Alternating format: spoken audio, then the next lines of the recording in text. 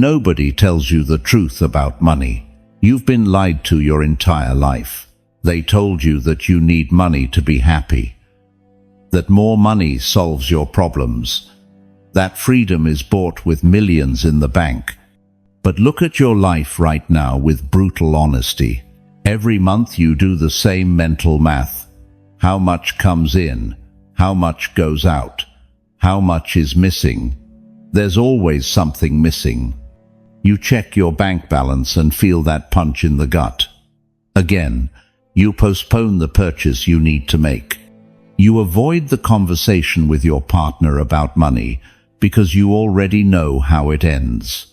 In tense silence, in unspoken reproaches, in the same anxiety that won't go away. You wake up every morning to go to a job that's consuming you. Not because it's the worst job in the world, but because you know you're trapped. You can't quit. You can't take risks. You can't say no when they ask for more hours, more effort, more of you. Because you need that paycheck. Because you have bills to pay. Because the terror of not having money is stronger than the pain of staying where you are. And in moments of honesty, when nobody's watching, you think, if I had more money, then I'd be free. But you know it's a lie. Because you already earn more than you did 5 years ago, and you're not more free, you just have bigger expenses. You bought the more expensive car, the bigger house, the designer clothes, the vacation you posted on social media. Not because you really needed them, but because you believed that's what you're supposed to do when you're successful. And now you're more in debt than ever. More stressed than ever, more trapped than ever, working harder to pay for things you bought, to prove to people who don't even matter to you that you made it. While deep down, you know the truth, that you didn't make anything, you just traded one cage for a more expensive one. Nobody tells you that you can have millions in the bank and feel more imprisoned than when you had nothing. Nobody tells you that the money you earn, chasing other people's approval, is the most expensive way to destroy your life. Nobody tells you that the fear of losing money paralyzes you more than actually losing the money. Nobody tells you that every impulse purchase, every expense to feel better, every time you use money to fill voids that money can never fill, you're building your own prison. And the most brutal truth that nobody tells you is this: money doesn't solve your problems. It only amplifies who you already are. If you're insecure without money, you'll be insecure with millions. Except now your insecurity will have unlimited budget to manifest in more destructive ways. If you're impulsive when you're poor, you'll be impulsive when you're rich. And your impulses will be able to ruin you much faster. If you don't know who you are when you have nothing, you won't know either when you have everything. Money only exposes who you are. It doesn't transform you. And if you don't work on who you are before money arrives, money will only accelerate your destruction. I've seen lives ruined by this. Brilliant, talented people with all the potential in the world, destroyed not by lack of money, but by how they related to it, chasing more without knowing what for, accumulating without purpose, spending to impress, going into debt to keep up appearances, living with the constant stress of it's never enough. I've seen inherited fortunes evaporate in months because whoever received them never learned to manage abundance. I've seen people with six-figure salaries living with the financial anxiety of someone earning a fraction of that because every cent they earn is already committed to debts, to expenses, to the lifestyle they need to maintain. I've seen the fear of money paralyze people for decades who could have built something extraordinary. But they had so much terror of risking, so much fear of losing the little they had, that they stayed trapped forever. And I've paid dearly for each of these lessons, not because someone taught them to me. Nobody taught me anything useful about money. They told me, save, but they didn't tell me what for. They told me, invest, but they didn't tell me in what or why. They told me, work hard and you'll be successful. But they didn't tell me that working hard for money you spend compulsively is the perfect definition of failure. I had to learn by bleeding. I had to make every mistake. I had to feel every consequence. I had to live the anxiety, the stress, the sleepless nights, the strained relationships over money, the feeling of constantly chasing something you never reach, until I finally understood something that changed everything. Something the Stoics knew 2,000 years ago. Marcus Aurelius, emperor of the most powerful empire in the world, with access to unlimited wealth, understood money better than any modern financial guru with their $5,000 courses. Seneca, one of the richest men in Rome, wrote about wealth with a clarity that dismantles every illusion that consumer culture sells you. Epictetus, who spent years as a literal slave owning absolutely nothing, understood financial freedom in a way that most modern millionaires will never understand. These men weren't writing abstract theories from ivory towers. They were writing from the direct and brutal experience of living with money and without money, of earning it, of losing it, of managing it, of seeing how it destroyed or liberated the people around them, of facing the same temptations you face, spending to impress, accumulating out of fear, chasing more without knowing why. And what they discovered isn't what banks teach you in their seminars designed to sell you financial products. It's not what influencers shout at you from Instagram with their leased Lamborghinis and their fabricated lives. It's not what success culture promises you, that if you just work harder, if you just earn more, if you just accumulate more, then you'll finally be happy. It's something deeper, more uncomfortable, and brutally more true. There are 10 lessons about money that nobody tells you. 10 truths that, if I had understood them earlier, would have saved me years of costly mistakes, unnecessary anxiety, chasing things I never really wanted. 10 Stoic principles that won't necessarily make you rich, but will completely transform your relationship with money. And that transformation is worth more than any amount of money. Because most people work their entire lives to earn money that enslaves them instead of freeing them. They buy things they don't need with money they don't have to impress people they don't care about. They build debts that chain them for decades. They maintain lifestyles they can't sustain. They live with constant anxiety about something that's supposed to give them security. And they call that success. The Stoics called it something else, voluntary slavery disguised as abundance. These 10 lessons aren't comfortable. They won't make you feel good about yourself.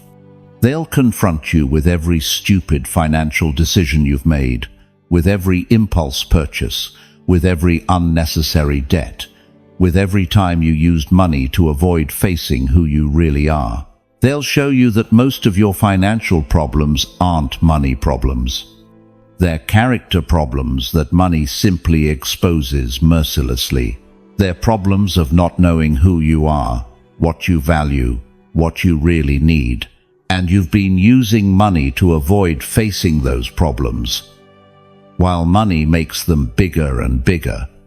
But if you have the courage to hear these truths, if you're willing to confront the toxic relationship you probably have with money, if you can bear to see clearly the mistakes you've been making year after year, if you're tired of living with constant financial anxiety despite working harder every year, if you're sick of feeling trapped in a job you hate, because you need the money.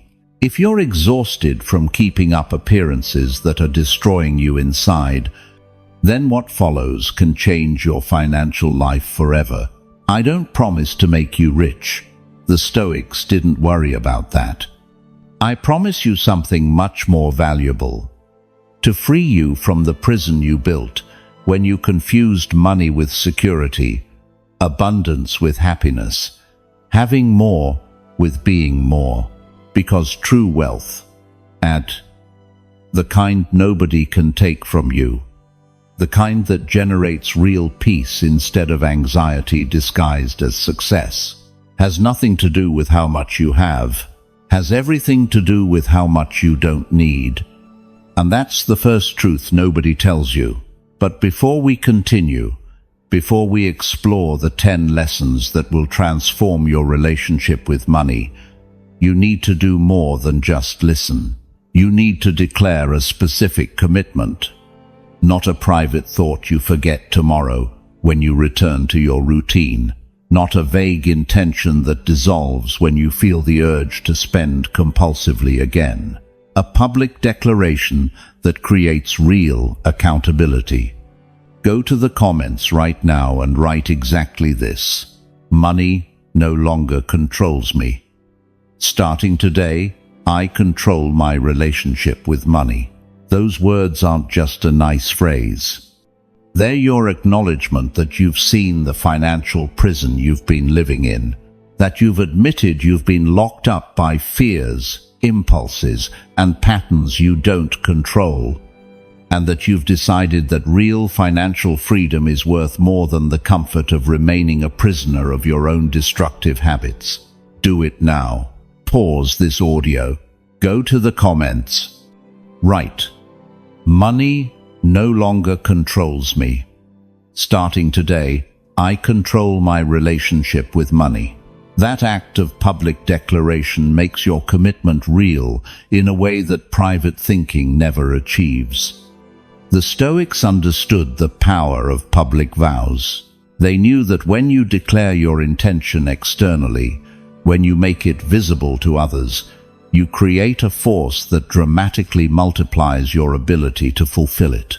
Because it's no longer just a promise to yourself that you can break in secret. It's a commitment that others have seen. And that visibility creates real accountability. What follows are the 10 lessons about money that no financially trapped person wants to hear, but that every trapped person desperately needs if they want to break free. Each lesson is a key that opens a specific aspect of your financial prison. Each lesson will expose the exact mechanism by which money, or more precisely, your relationship with money, has kept you chained.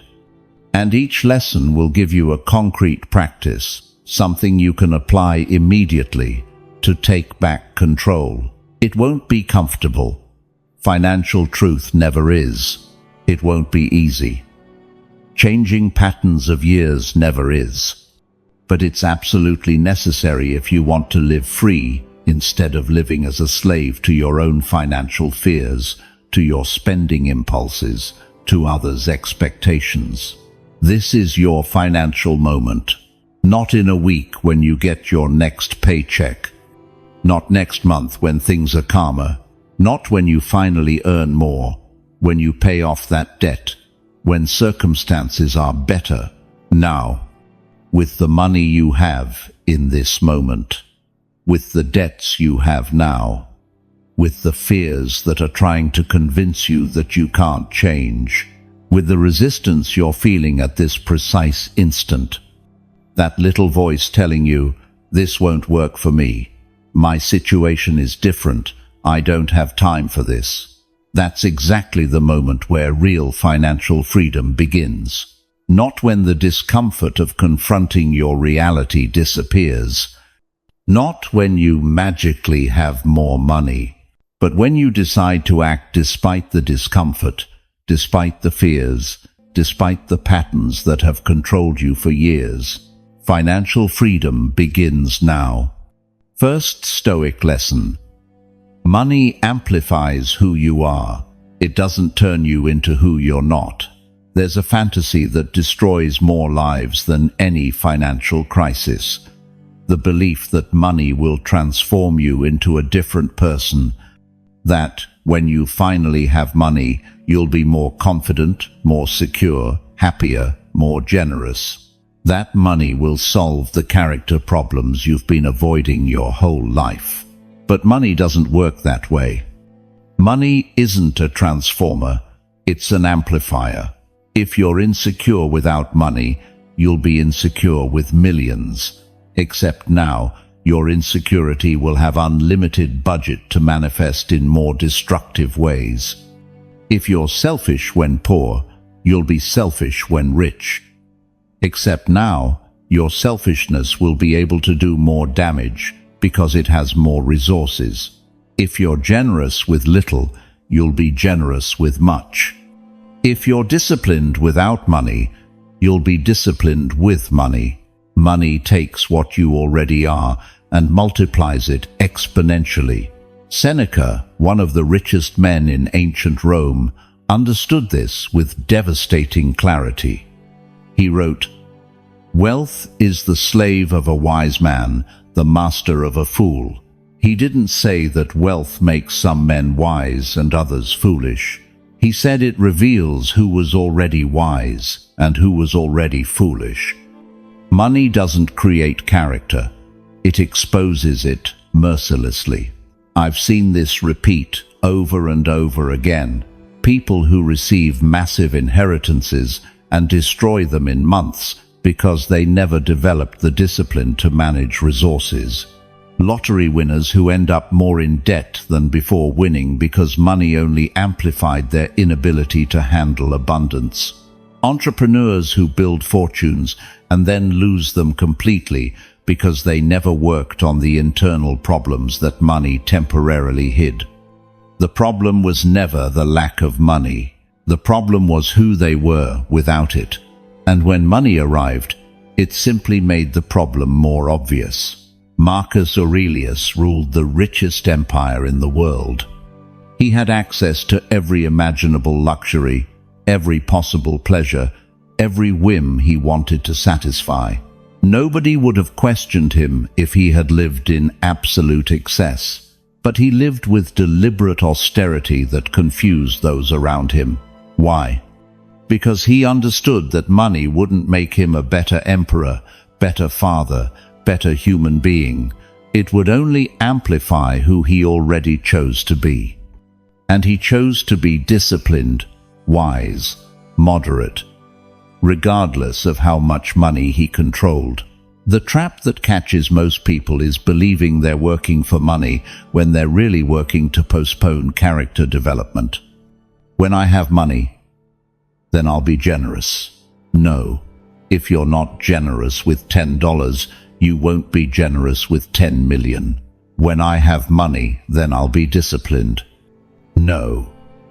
If you don't have discipline without money, money will only give you more ways to be undisciplined. When I have money, then I'll be happy. No. If you can't find satisfaction without money, you'll never find enough money to feel satisfied. Epictetus taught his students something brutal but liberating. Wealth consists not in having great possessions, but in having few needs. The truly rich man isn't the one who has more. He's the one who needs less to feel complete. And that internal wealth must be developed before money, not after. Because if you wait for money to make you internally rich, you'll wait forever while money makes you poorer in everything that really matters. The Stoic practice to apply this truth is devastatingly simple. Ask yourself with brutal honesty who you are now without the money you want to have. Are you disciplined with the $100 you have? If not, you won't be disciplined with 100,000. Are you generous with the time you have? If not, you won't be generous with the money you have. Are you happy with what you possess now? If not, more possessions will only multiply your unhappiness. Seneca practiced something radical. Periodically, he gave away large sums of his fortune, not out of performative altruism, but to prove to himself that his inner peace didn't depend on how much he had, that he could be equally happy with less. That money was his tool, not his identity. Every time he gave away a fortune, he proved to himself that he was still free, that money hadn't enslaved him, that he could let it go without losing who he was. The uncomfortable truth you must accept is this: if you have character problems now, money won't solve them. It will amplify them until they're impossible to ignore. If you're insecure, money will allow you to constantly buy external validation without ever building internal validation. If you're afraid, money will give you more things to fear losing. If you're impulsive, money will allow you to act on every impulse without the immediate consequences that would force you to learn discipline. Money is the final exam of character. It reveals exactly who you are when there are no longer external restrictions forcing you to behave. Marcus Aurelius constantly reminded himself, "Look within. Within is the fountain of good, and it will ever bubble up if you will ever dig. Not accumulate money and then you'll find the good.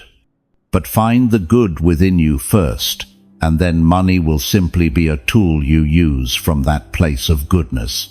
In the end, you understand that chasing money, expecting it to transform you, is like expecting a mirror to make you more attractive.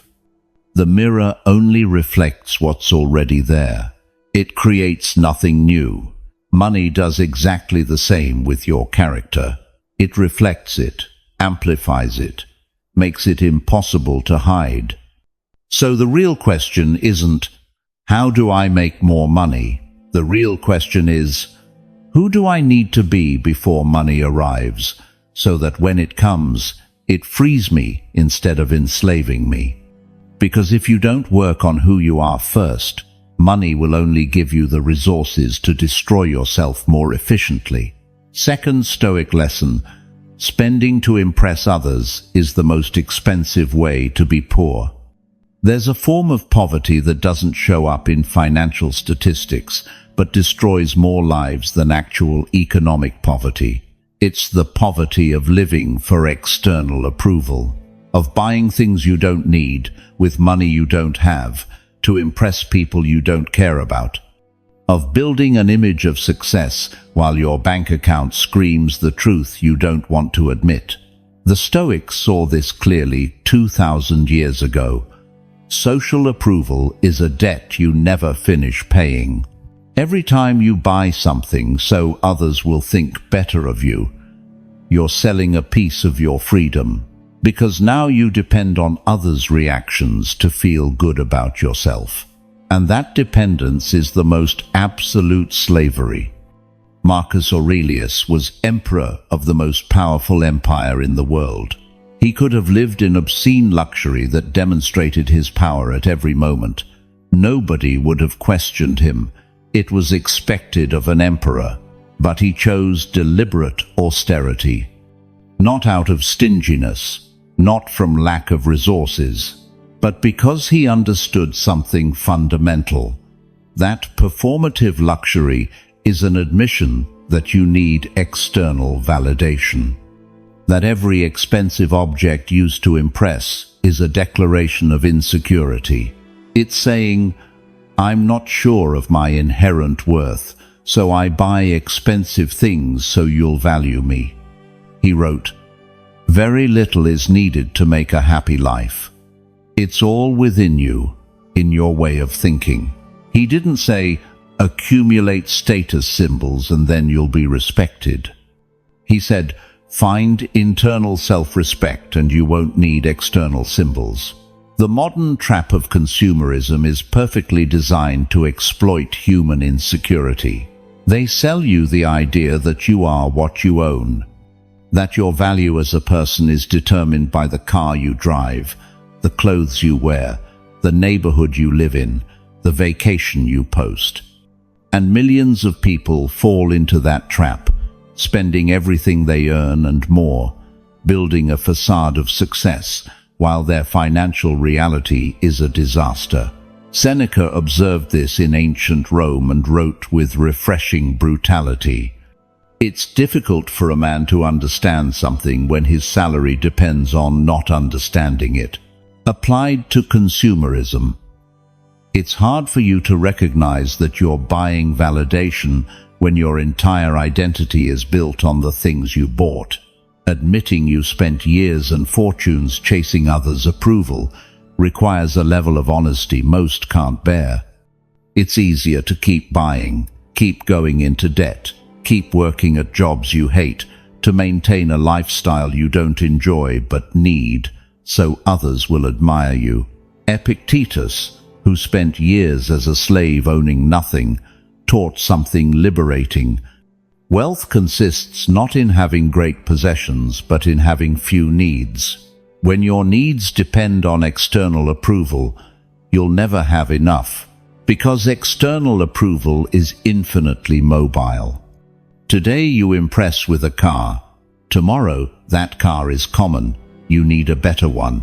Today you impress with designer clothes. Tomorrow that brand is outdated. You need the next one. It's a race with no finish line, where each purchase makes you more dependent on the next hit of validation. I've seen people earning 6 figures living with the financial stress of someone earning half that. Why? Because every raise was immediately consumed by a proportional increase in expenses designed to maintain the image. The more expensive car, the bigger house, the most Instagram-worthy vacations. Running on the endless wheel, working more to earn more, to spend more, never realizing they're working to finance their own prison. Marcus Aurelius practiced something most would find unthinkable.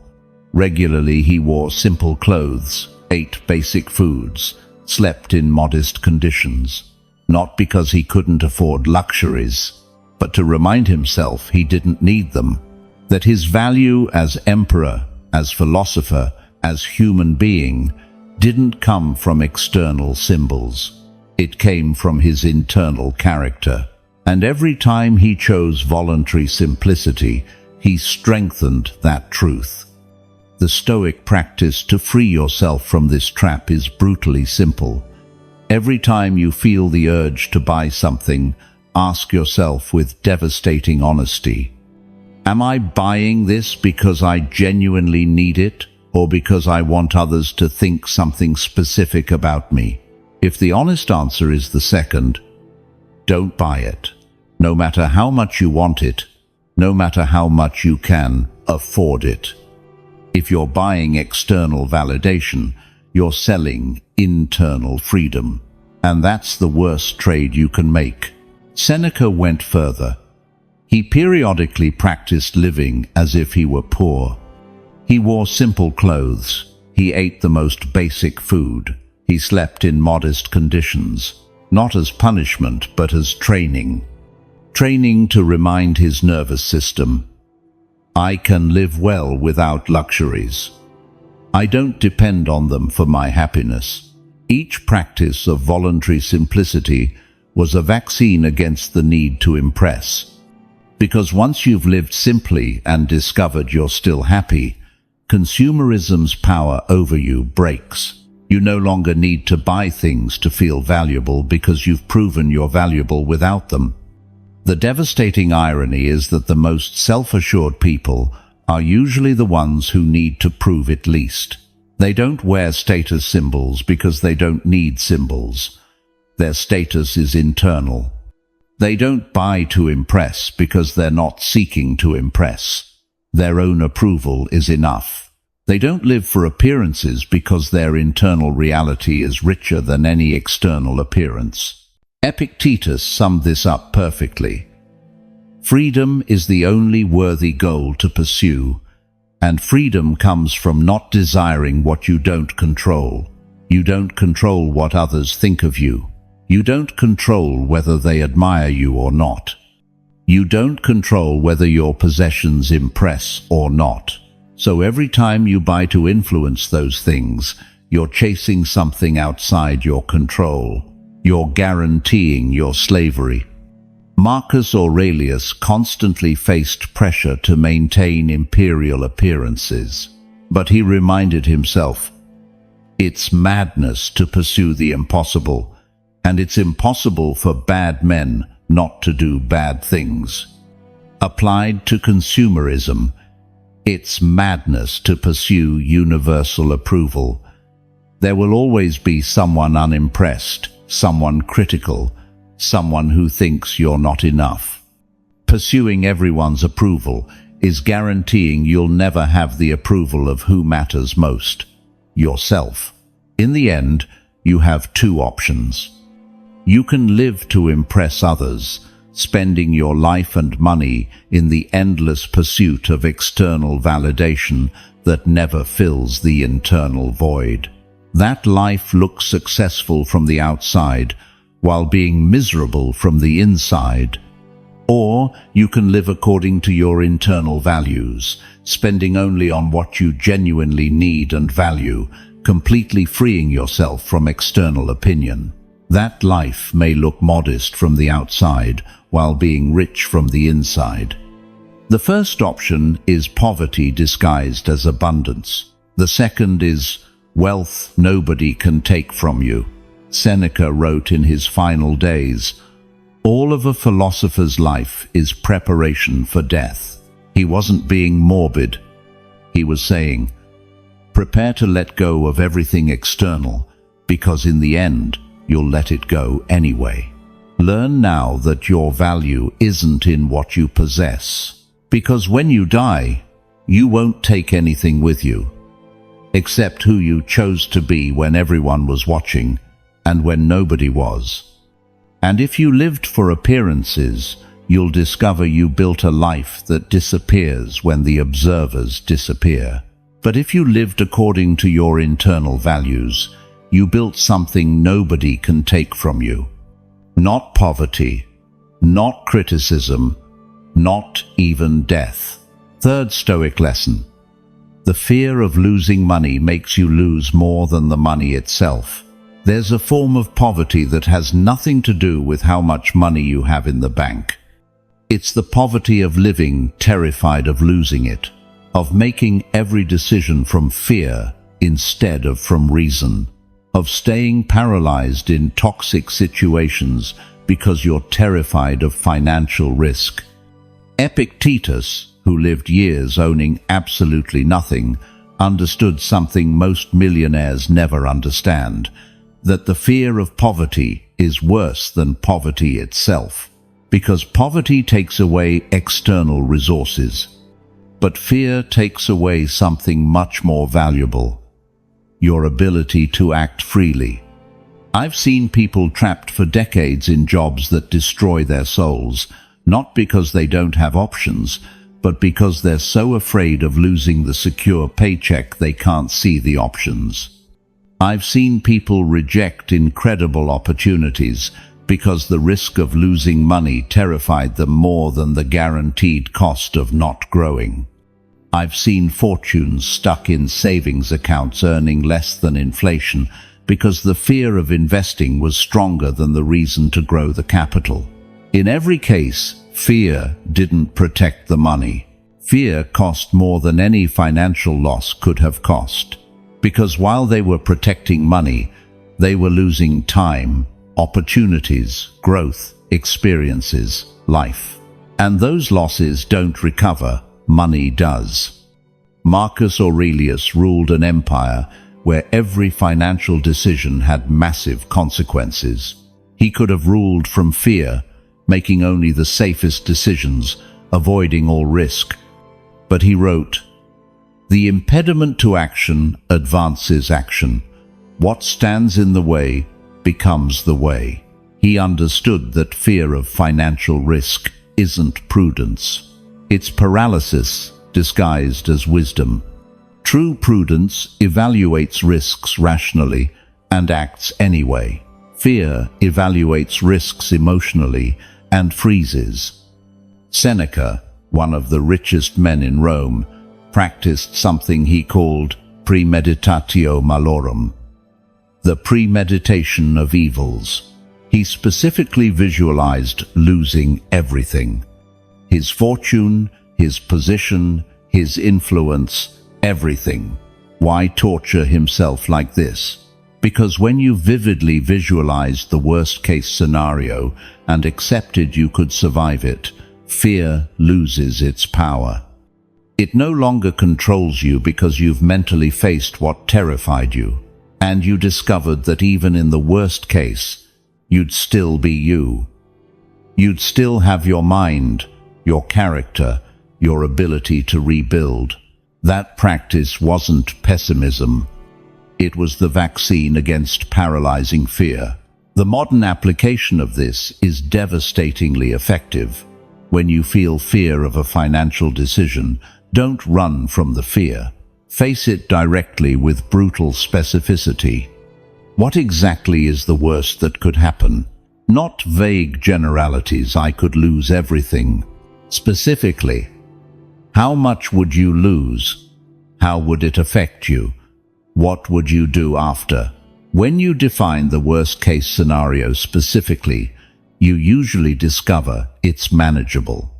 Terrifying from afar, manageable when you examine it closely. Epictetus taught, "It's not the things themselves that disturb us, but the opinions we have about the things." Applied to money, it's not the financial loss that destroys you. It's your opinion that financial loss means the end of everything. That if you lose money, you lose your value as a person. That if you fail financially, you're a permanent failure. Those opinions are what generate paralyzing fear. And those opinions are completely optional. You can choose different, more rational opinions. If I lose this money, I'll have learned a valuable lesson. If this risk doesn't work, I'll have data to make better decisions later. If I fail financially, I'll have the opportunity to rebuild with more wisdom. Same potential events, completely different opinions, radically different fear levels. Marcus Aurelius constantly faced decisions where mistakes could cost imperial fortunes, but he reminded himself, if it's humanly possible, you can do it. And if you fail, you can handle it, because others have handled it before. That perspective eliminated fear's drama. Yes, he could lose money. And that would be manageable because thousands of people have lost money and survived. The loss wouldn't be unique, special, or the end of everything. It would simply be a loss. Manageable, temporary, surmountable. The cruel paradox of money fear is that it makes you make exactly the decisions that guarantee what you fear. You fear losing your job, so you stay in a dead-end job where you never develop valuable skills, guaranteeing you'll eventually be fired without options. You fear investing badly, so you never invest, guaranteeing your money loses value to inflation. You fear starting a business because you might fail, so you stay employed, guaranteeing you'll never build real wealth. The fear you thought was protecting you is actually slowly destroying you. Seneca observed this and wrote, "We suffer more in imagination than in reality. The fear of financial loss makes you suffer every day, constantly, without pause. The actual financial loss, if it happens, makes you suffer briefly and then you adapt. So fear costs you more accumulated suffering than the thing you fear. You're paying the emotional price of loss without getting any of the lessons or growth that would come from actual loss." Epictetus practiced something radical with his students. He forced them to vividly imagine losing everything they had, not as punishment, but as training. Because once you've mentally lost everything and survived the mental experience, real fear decreases dramatically. You've rehearsed the worst-case scenario. It's no longer unknown and terrifying. It's known and manageable. The Stoic practice that transforms your relationship with financial fear is this. Once a month, write out specifically your worst financial scenario, what you'd lose, how you'd live after, what steps you'd take to rebuild. Make it specific, detailed, realistic, and at the end, ask yourself honestly, is this really the end of everything, or simply a difficult challenge I could overcome? The honest answer is almost always the second, and that answer will free up massive mental energy you're currently spending on fear. Marcus Aurelius faced real threats to his empire constantly. Massive financial losses were possible at any moment. But he wrote, "Nothing happens to any man that he's not fitted by nature to bear." He wasn't being blindly optimistic. He was recognizing reality, that humans are extraordinarily adaptable, that we've survived situations much worse than losing money. That fear magnifies the threat while minimizing your capacity to respond. In the end, you understand that fear of money is a prison you build voluntarily. The bars are your opinions about what losing money would mean. The key is recognizing those opinions are optional, not facts.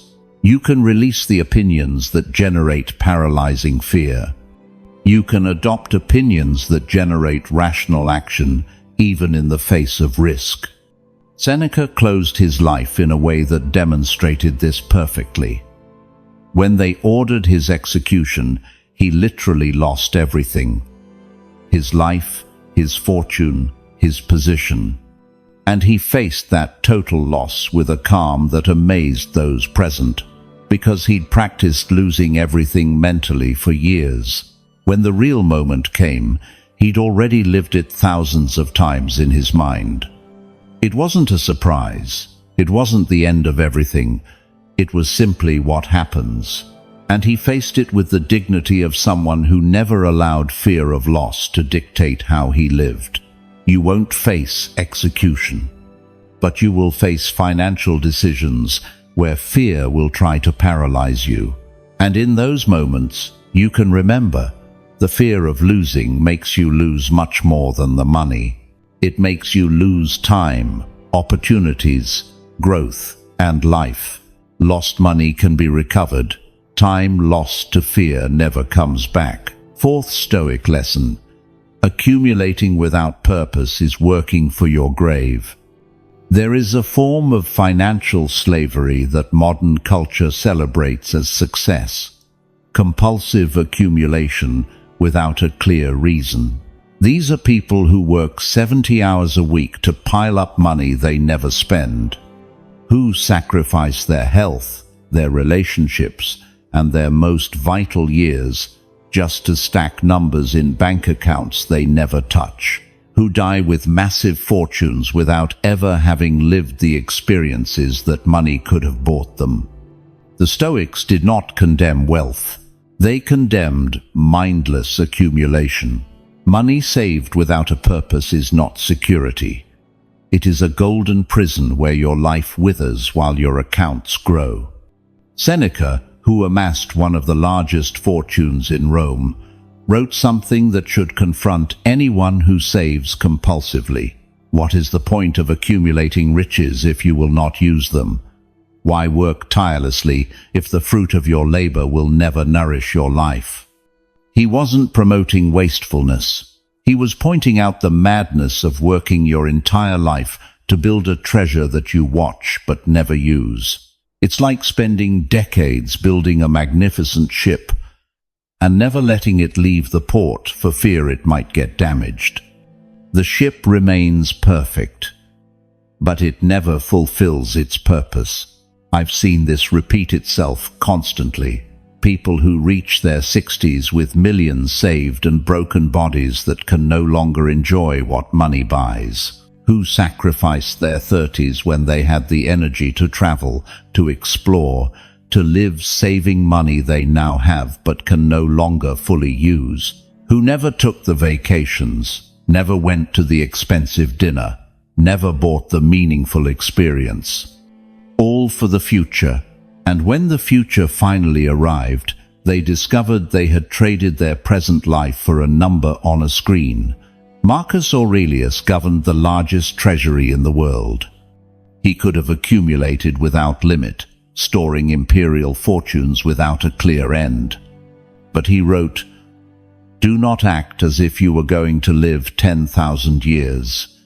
Death hangs over you. While you live, while it is in your power, be good."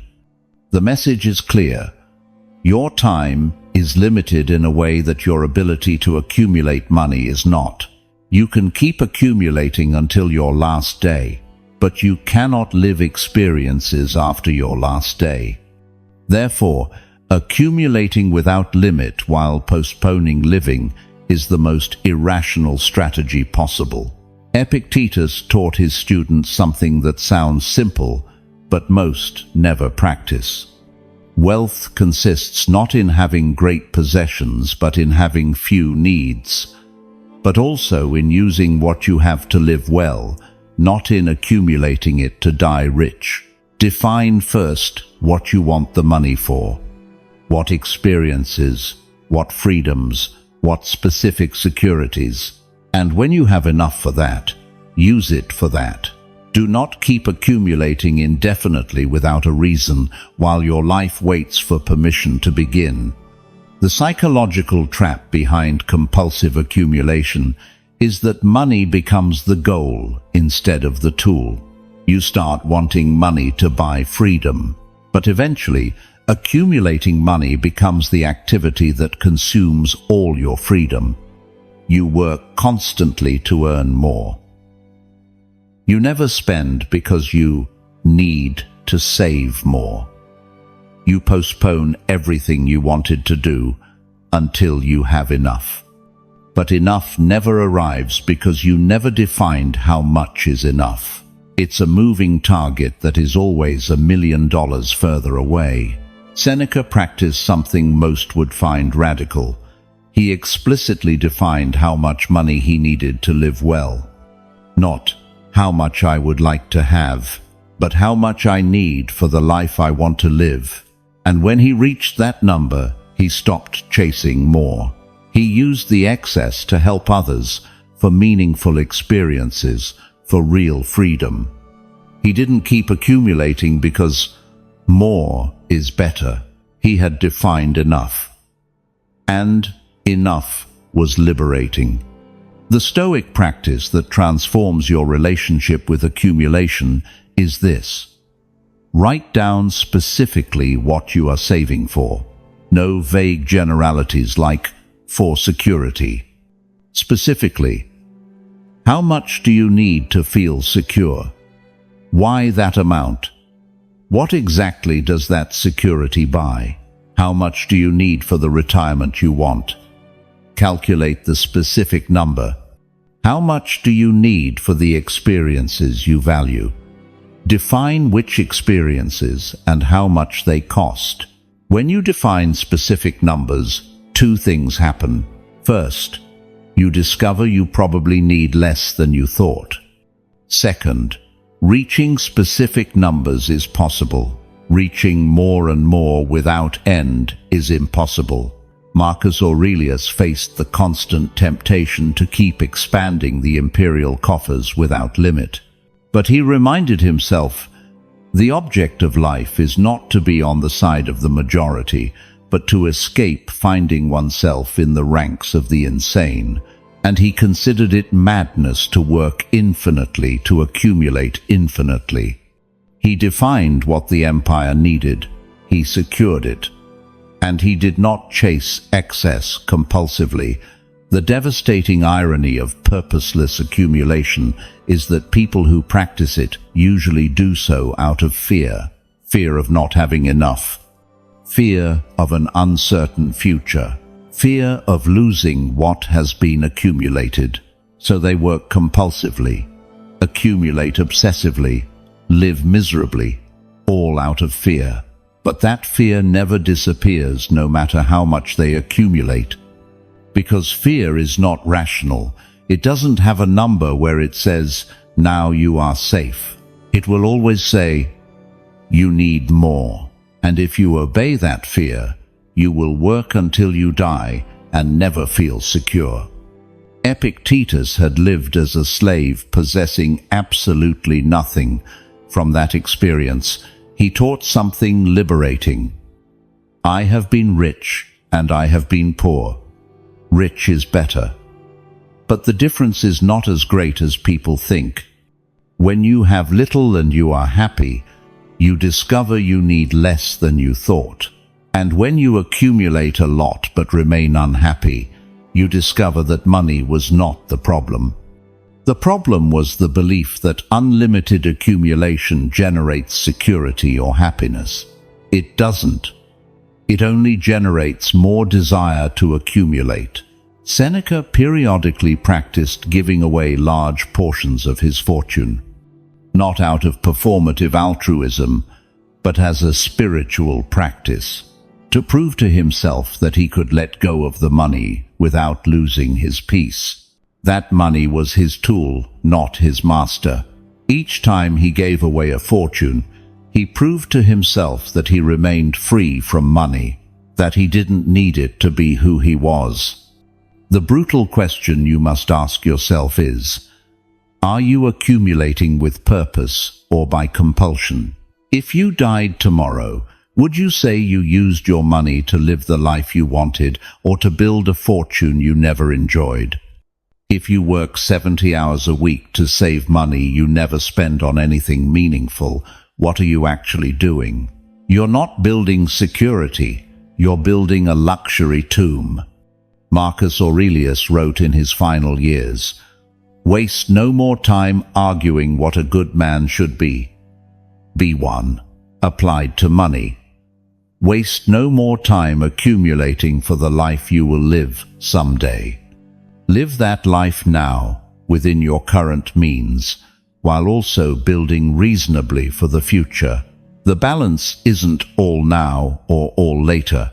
It's defining enough, reaching it reasonably, and using it to live well while you build. In the end, your life isn't measured by how much you accumulated. It's measured by how you lived. And if you lived postponing everything meaningful to accumulate numbers in bank accounts you watched but never used, you built the most expensive prison possible. One where the bars are made of gold, but you are still a prisoner. Seneca faced his death having lived fully.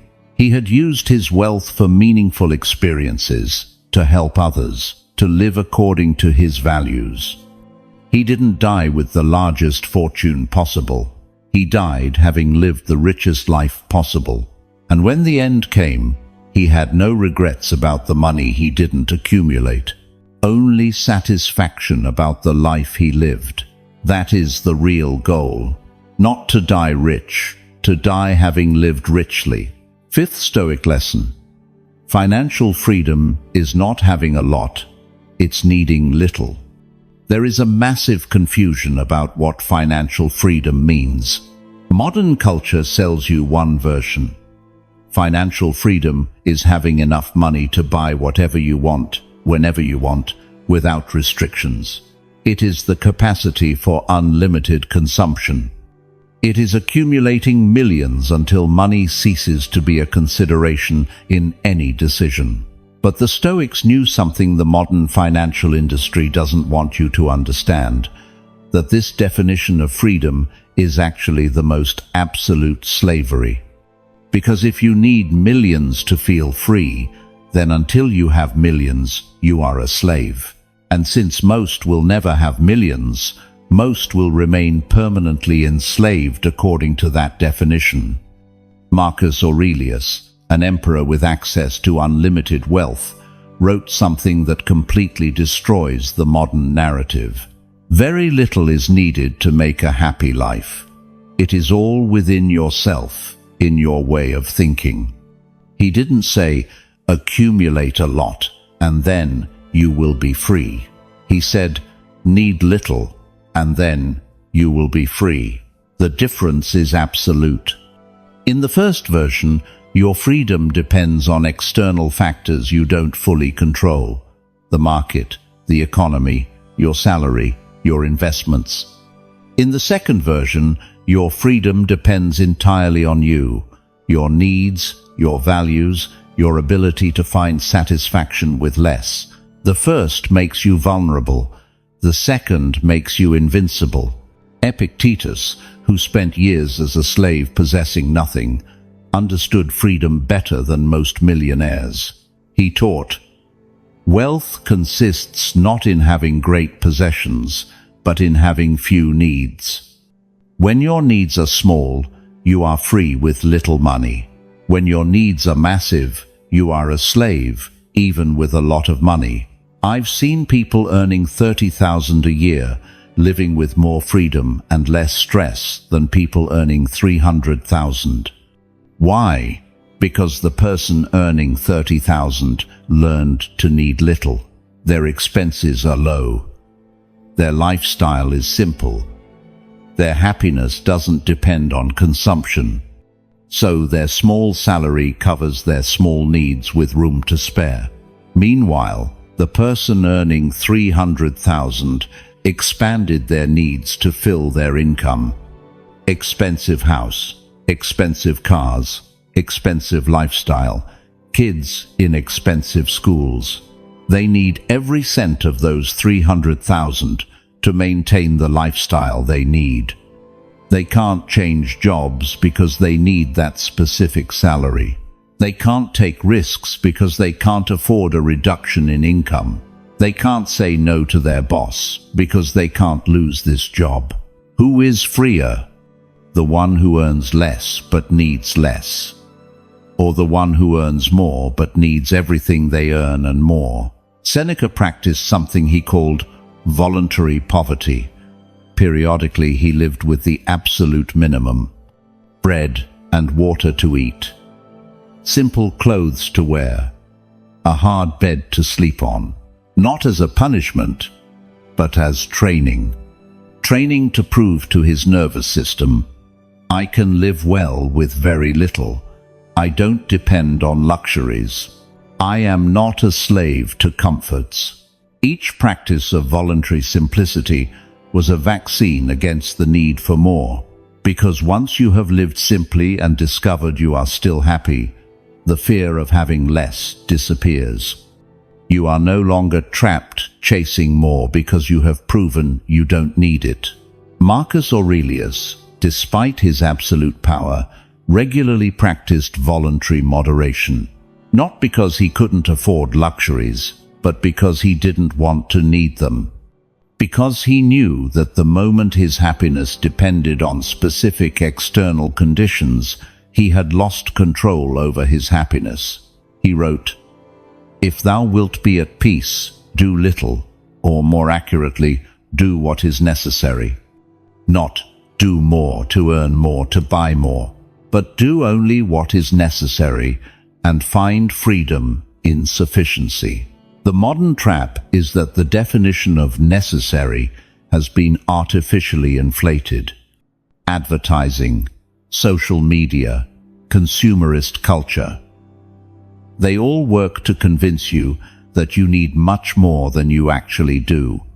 That you need the latest phone, the designer clothes, the expensive vacations, the impressive car.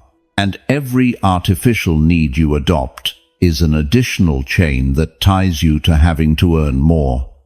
Because now you need to earn enough to cover all those needs. Epictetus warned, "Do not seek to have events happen as you want them to, but instead want them to happen as they do happen, and your life will go well."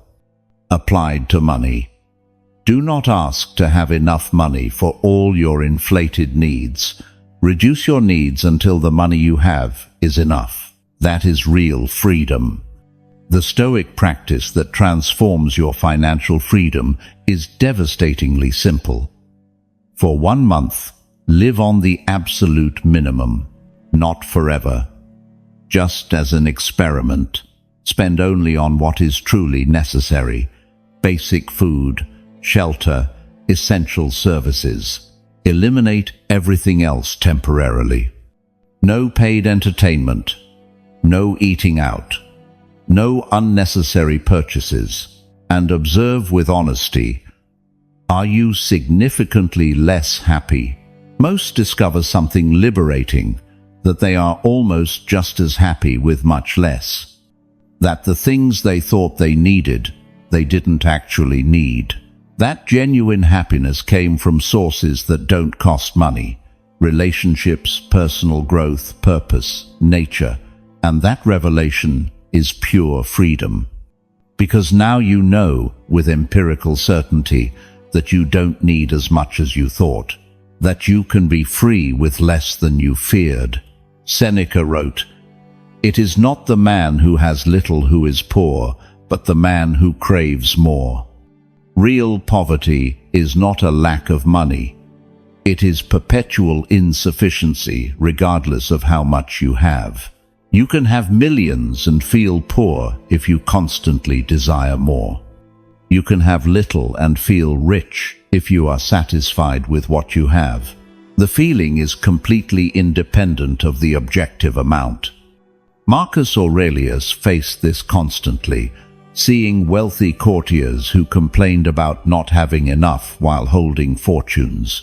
And he saw simple soldiers with almost nothing who were perfectly content.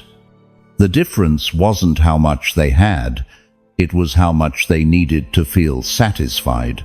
He wrote, "He who is not satisfied with a little is satisfied with nothing." If you currently feel you don't have enough money, there are only two possible solutions: earn more or need less. Modern culture only offers you the first solution: work more, earn more, accumulate more. But that solution never ends, because your needs grow as fast as your income.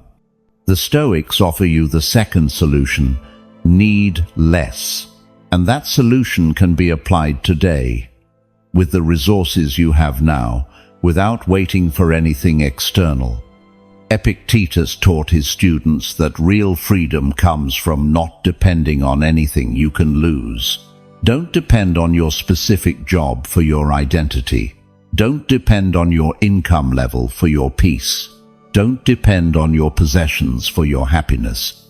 Develop the capacity to be okay with less. And then everything you have above less is pure abundance. In the end, you understand that the financial freedom you chase by working decades to accumulate millions, you already have it now, if you simply reduce what you need to feel free. It's not as sexy. It's not what financial gurus sell, but it is true, and it is immediately accessible. Seneca faced his death, having practiced this his whole life. When they ordered him to commit suicide, he lost his entire massive fortune, and he faced that loss with perfect calm, because he had practiced not needing anything they could take from him. His freedom didn't depend on his fortune. It depended on his ability to be okay without it. And that freedom no one could take away. Not the execution, not the confiscation, not death itself. That is real freedom. Not having so much that no one can take enough to matter, but needing so little that it doesn't matter how much they take. Sixth Stoic lesson: the money you don't control controls you. There is a dangerous illusion that traps most people, the belief that they control their money when, in reality, their money completely controls them. They believe they are making conscious financial decisions when they are actually being dragged along by forces they neither understand nor manage. The Stoics taught something that modern financial education rarely mentions: the dichotomy of control applied to money. There are aspects of money that you control completely, and there are aspects that you do not control at all. Your financial freedom depends on putting all your energy into what you control and completely letting go of what you do not. Epictetus summarized this with devastating clarity. Some things are within our power, while others are not. Within our power are opinion, motivation, desire, aversion. Not within our power are our body, our property, reputation, office, applied to money. You control your savings discipline. You do not control inflation. You control your expenses. You do not control the market. You control your financial education. You do not control the global economy. You control which job you accept. You do not control whether that job will exist tomorrow. Most people invest 90% of their mental energy worrying about what they do not control. They stress over inflation. They obsess over predicting the market. They agonize over the economy. All of that is completely wasted energy because they have no control over any of those things. Meanwhile, they invest almost zero energy in what they do times control: their savings rate, their expenses, their financial education, and the development of valuable skills. Marcus Aurelius governed an empire whose economy depended on massive factors outside his control: harvests, wars, international trade. He could have consumed himself worrying about all the uncontrollable variables. Instead, he wrote, "You have power over your mind, not outside events. Realize this, and you will find strength." He focused his energy on what he could control: wise imperial decisions, prudent management of resources under his command, and preparation for contingencies. What he could not control, he accepted without emotional resistance. Not because it didn't matter, but because worrying about it was useless. Seneca practiced something specific to apply this to money. He clearly defined which aspects of his wealth he controlled and which he did not. He controlled how much he spent. He did not control the value of his properties. He controlled what he invested in. He did not control whether those investments grew or were lost. He controlled his generosity.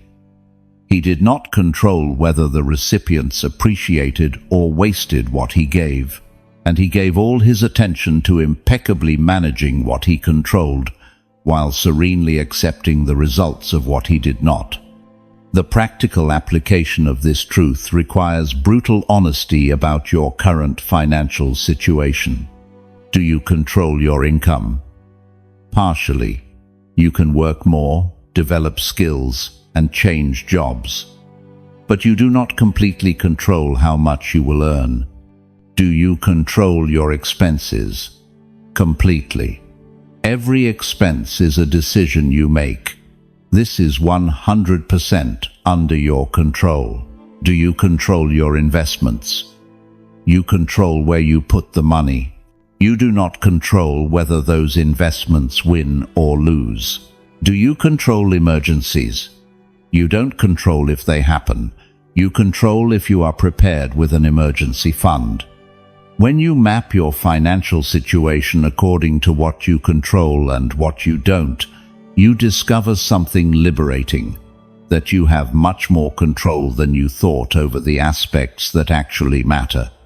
Epictetus taught his students a specific exercise. When facing anxiety about something, ask yourself immediately, is this under my control? If yes, stop worrying and act on it. If no, stop worrying and accept it. In both cases, worry is useless. Applied to money, are you worried about inflation? It is not under your control. Stop worrying and act on what you do control. Increase your skills to earn more, reduce expenses, and invest wisely. Are you worried about losing your job? You do not completely control if you get fired. You control if you have an emergency fund, if you develop transferable skills, and if you keep your professional network active. Focus your energy on the latter, not the former. Marcus Aurelius constantly faced situations where factors outside his control threatened imperial finances. Costly wars, natural disasters, rebellions. But he practiced what he wrote. Don't waste the rest of your time here worrying about other people. It will keep you from managing your own mind. He did not waste mental energy on hypothetical scenarios about future disasters he couldn't control. He spent that energy on practical preparation, building reserves, managing current resources well, and developing resilient systems. Preparation, not preoccupation. The modern trap is that the financial industry keeps you constantly anxious about what you don't control.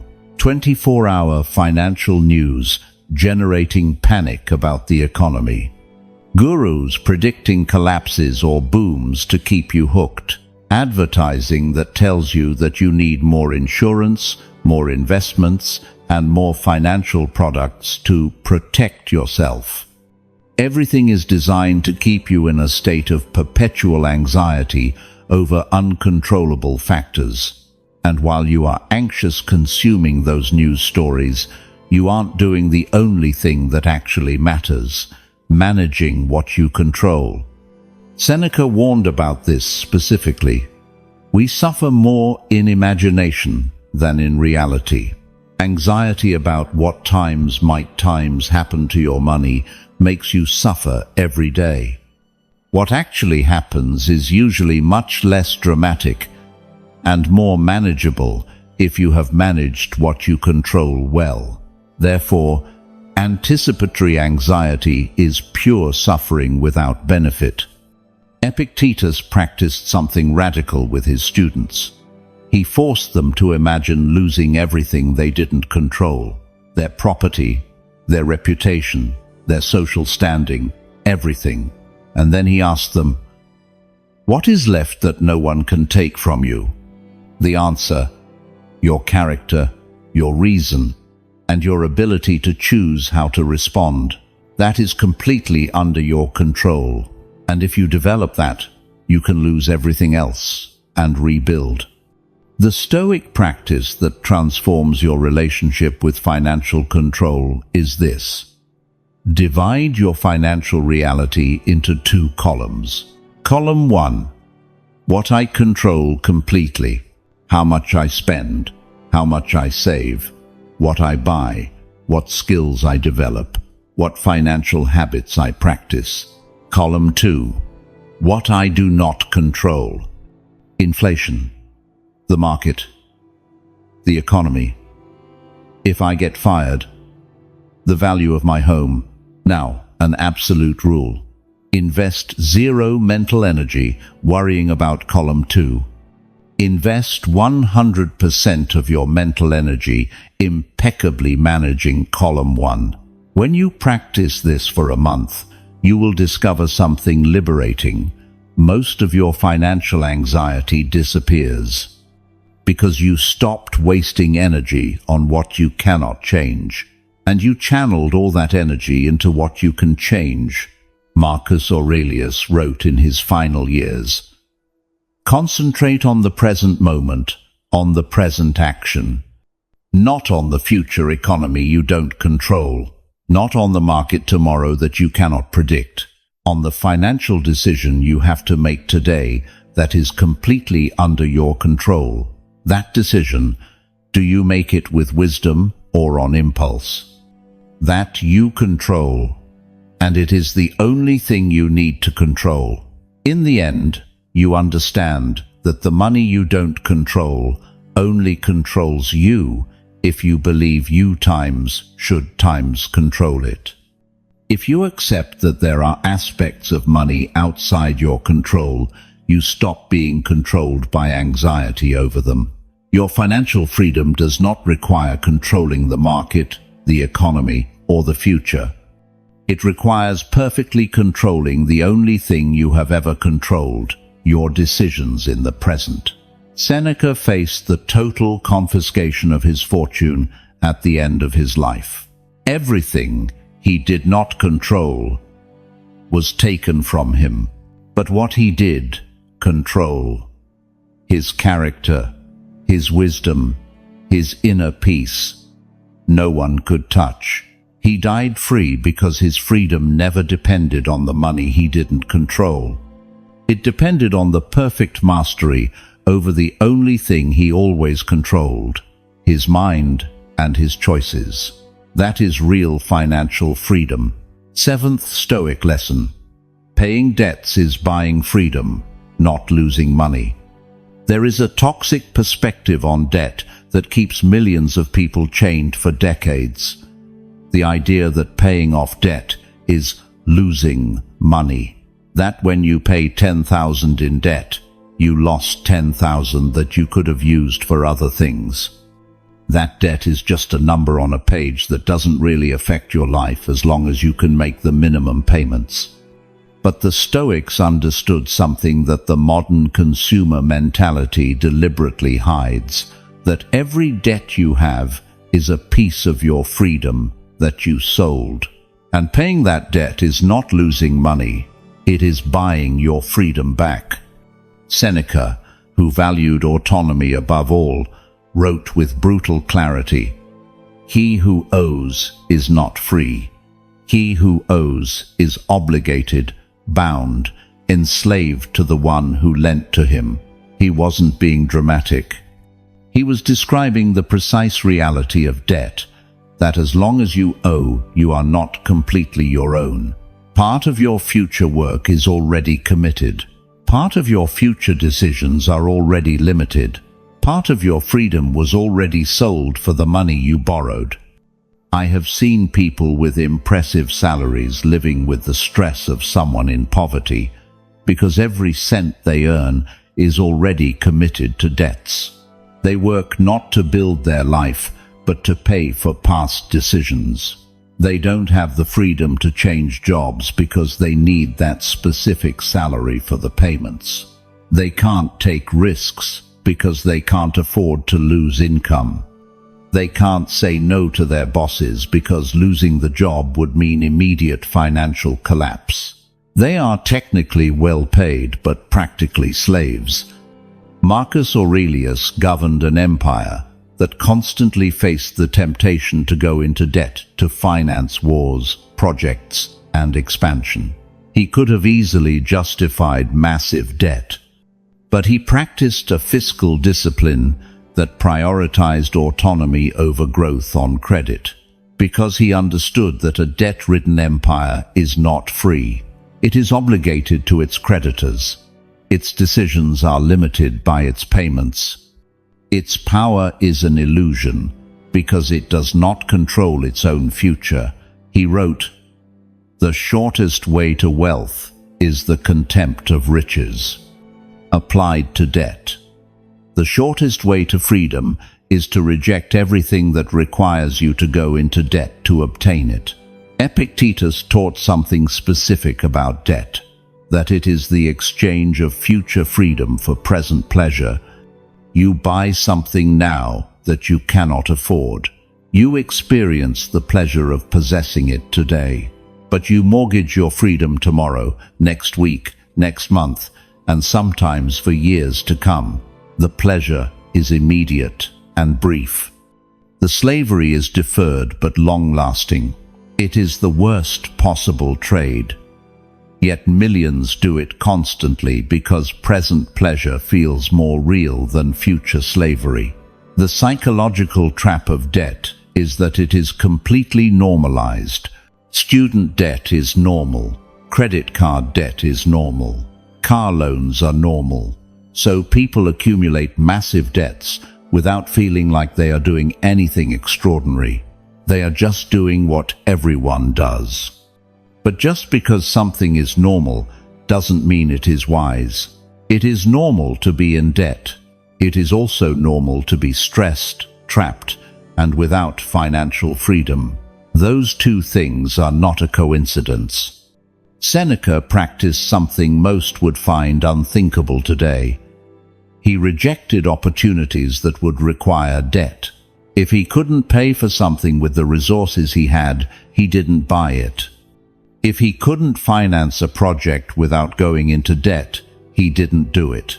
He preferred slow growth with freedom over rapid growth with obligations, because he had seen too many fortunes built on debt collapse when payments could no longer be sustained. Meanwhile, fortunes built without debt were slower but infinitely more stable.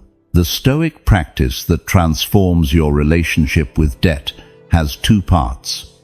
First, if you have debts, acknowledge with brutal honesty how much freedom they have taken. How many hours of your future work are already committed just to pay what you owe? How many important decisions can you not make because debt limits you? How much mental stress do you experience knowing you owe? Add up the real cost of debt, not just the financial interest, but the interest of freedom, peace of mind, and flexibility. Usually, the real cost is 10 times higher than the numerical cost. Second, reframe debt repayment completely. It is not losing money. It is buying freedom. When you pay 10,000 in debt, you didn't lose 10,000. You bought a portion of your future freedom for 10,000. That is quite possibly the best investment you can make. Because freedom bought by paying off debt generates dividends every day in the form of peace of mind, flexibility, options, and decision-making power. Marcus Aurelius constantly faced pressure to indebt the empire to finance aggressive expansion. Other emperors had done it. It was tempting. But he reminded himself, the impediment to action advances action. What stands in the way becomes the way. If he couldn't expand without going into debt, then the limit became wisdom. Expand only as far as current resources allowed. That restriction forced efficiency, creativity, and excellent management. Debt would have removed the restriction, but also the wisdom that the restriction generated. Epictetus had lived as a slave, literally in chains.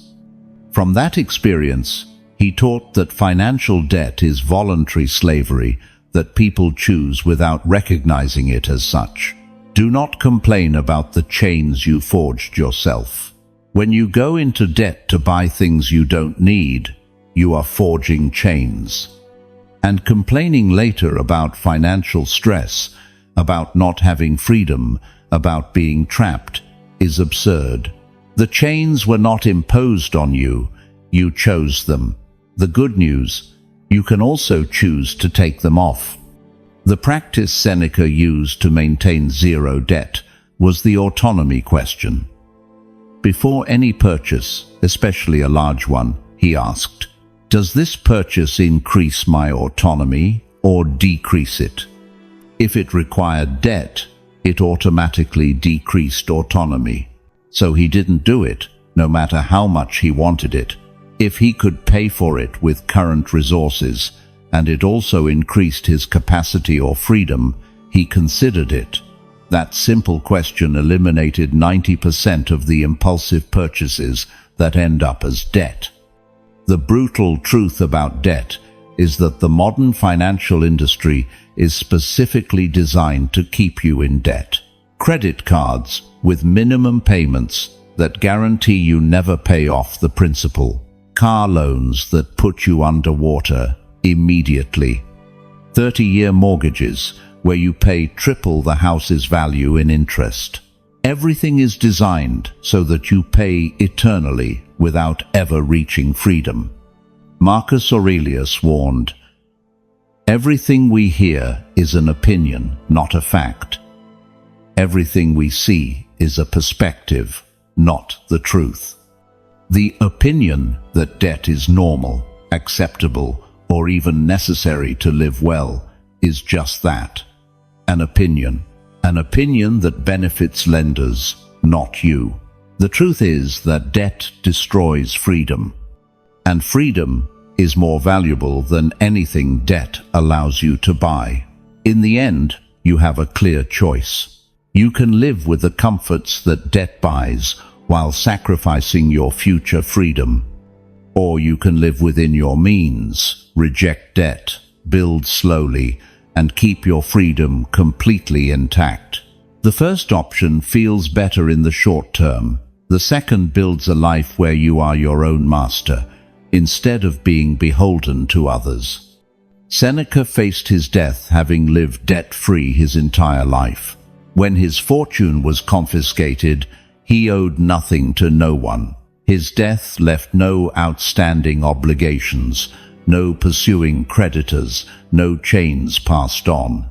He died as he lived, free, autonomous, and owing nothing to anyone. That is the real goal. Not to die rich, to die free. And if you owe, you are not free, no matter how much you have. 8th Stoic lesson. Investing in your education is the only investment that no one can take from you. There is a form of wealth that most people never consider when they think of money. The wealth that resides entirely in your mind. The knowledge you have acquired, the skills you have developed, the wisdom you have cultivated.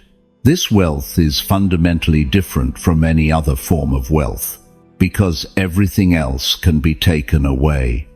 Your house can burn down, your business can collapse, your investments can evaporate, your inheritance can be stolen, but no one can enter your mind and take away what you learned. No one can confiscate the skills you developed. No one can steal the wisdom you gained through experience. Marcus Aurelius, an emperor with access to all the wealth of the empire, invested massive fortunes in philosophers, teachers, and educators. Not as a performative luxury, but as a strategic investment in the only truly indestructible asset, knowledge. He wrote, "If anyone can refute you, show them that you are wrong, and do what you must, for if you learn, you win. If you do not learn, you lose."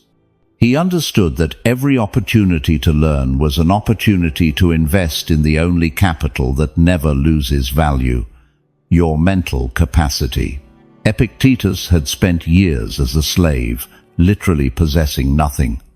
But he used every free moment to study philosophy, to develop his mind, to cultivate wisdom, and when he finally obtained his physical freedom, he discovered that the mental freedom he had built through education was what truly mattered. They could take his body, but they could never touch his mind. He taught something that should be engraved in the consciousness of anyone who spends money. No great thing is created suddenly, any more than a bunch of grapes or a fig. If you tell me that you desire a fig, I answer you that there must be time. Applied to education. You cannot instantly buy the wisdom, skills, and knowledge that will make you valuable. It requires sustained investment over years. But that investment is the only one that guarantees permanent returns. I've seen people spending thousands on cars that depreciate immediately, while refusing to spend hundreds on courses that would increase their market value permanently. I've seen people investing in larger houses, while their ability to generate income remains stagnant, because they never invested in developing more valuable skills. I've seen people protecting every penny in their savings account, while their mind remains without financial education, guaranteeing that those savings will eventually be lost through ignorance. The irony is devastating. They protect external assets while leaving their most valuable asset, their mind, completely undeveloped. Seneca spent fortunes on books, on time with thinkers, and on educational experiences. And when asked why he spent so much on education, he replied, "Because I can lose my fortune in a day, but no one can take away what I have learned."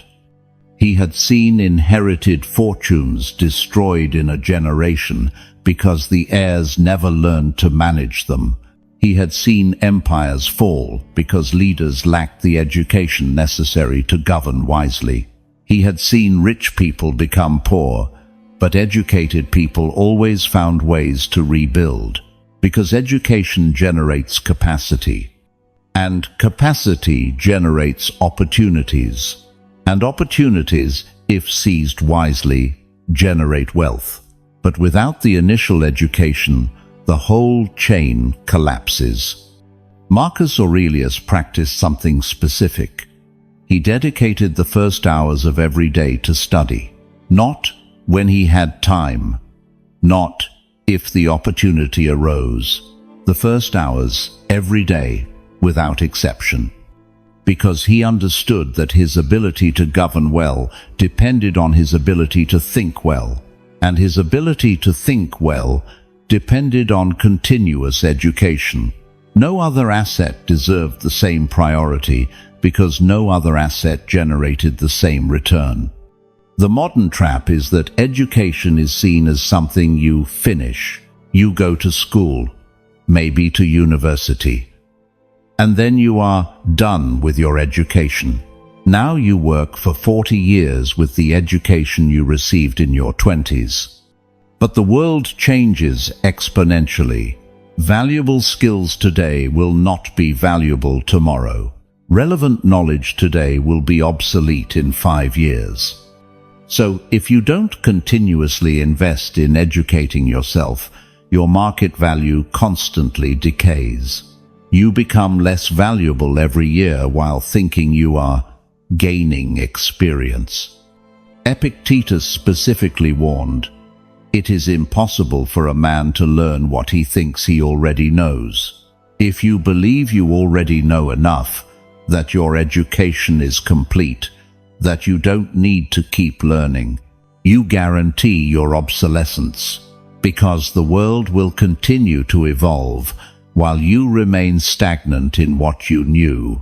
The Stoic practice that transforms your investment in education has 2 parts. First, establish a specific budget for education that is untouchable, not "I will spend on education if there is money left over," but X% of my income automatically goes to education regardless of what else I need to buy. Treat education as the most important expense, not as an optional expense if everything else is covered, because in reality, it is the most important expense. It is the investment in the asset that generates all other assets. Second, specifically define what skills or knowledge would increase your value the most, not random general education. Specific strategic education. What skill, if you had it, would make you 3 times more valuable in the market? What knowledge, if you mastered it, would open opportunities you currently don't have? What capability, if you developed it, would make you irreplaceable? Identify that, and invest aggressively in acquiring it. Seneca practiced what he called asymmetric investment. He sought knowledge where a small investment of time and money could generate massive returns in capacity. A $50 book containing wisdom that would save him years of costly mistakes. A teacher who in months could teach him what would take him years to discover alone. An experience that in weeks would generate understanding he would otherwise never reach. Every educational investment was evaluated by its potential return in increased capacity, and the best investments were always educational because the return was permanent and compounded.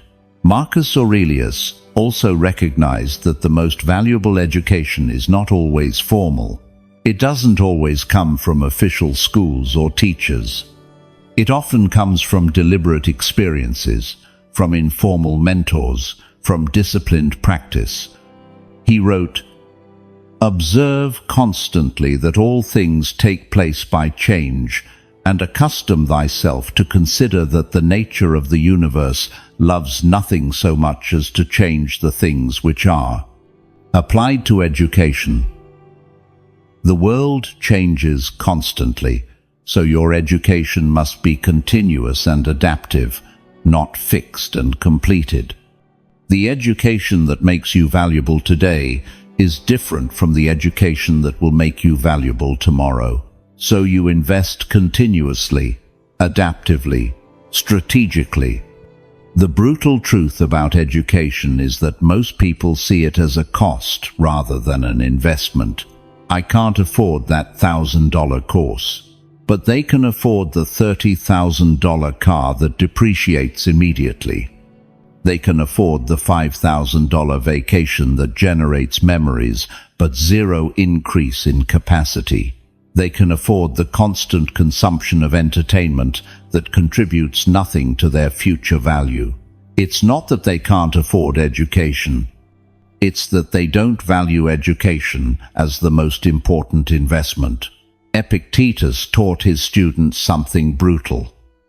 If you do not work on yourself, no one else will do it for you. Your employer will not invest in your education beyond what benefits them directly. The government will not educate you beyond minimum standards. Your family cannot give you the skills they do not have.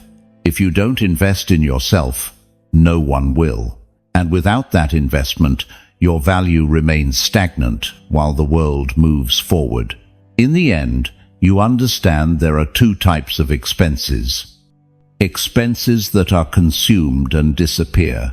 Entertainment, luxuries, consumption. Investments that stay with you and generate returns. Education, skills, knowledge. Most people spend 80% on the first type and 20% on the second. The Stoics invested exactly the other way around. Most of their resources went to education, development, and capacity. The minimum necessary went to consumption. And that asymmetric investment in themselves is exactly what made them extraordinary. Seneca faced his death, having invested fortunes in his education throughout his life. When his material wealth was taken away, he discovered that the wealth he valued most was never in his possessions. It was in his mind, in his wisdom, in his ability to think clearly, even in the face of death. No one took that wealth from him.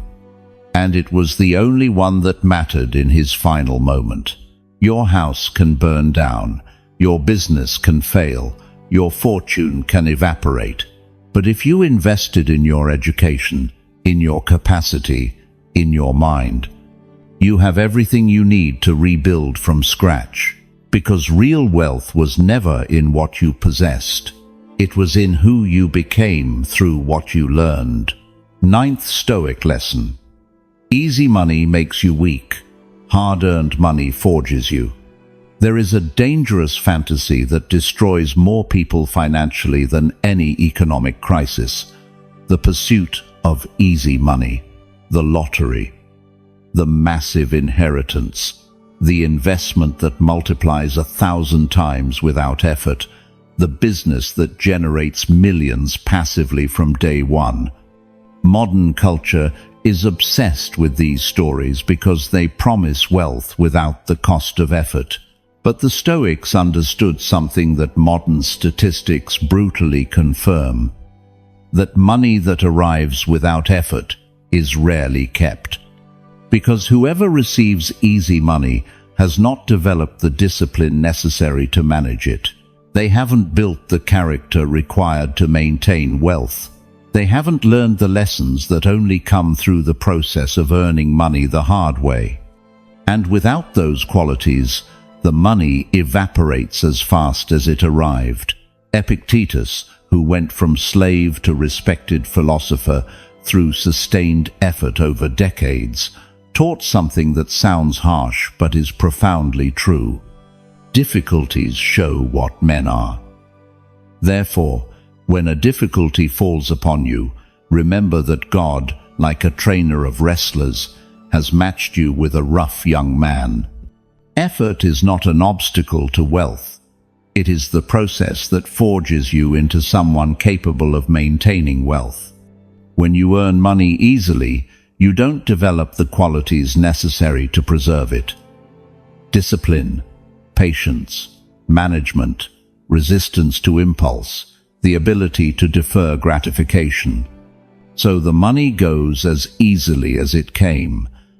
But now you have developed expectations of wealth without the capacity to generate it again. It is the worst possible combination. I have seen this repeat with a terrifying statistical precision.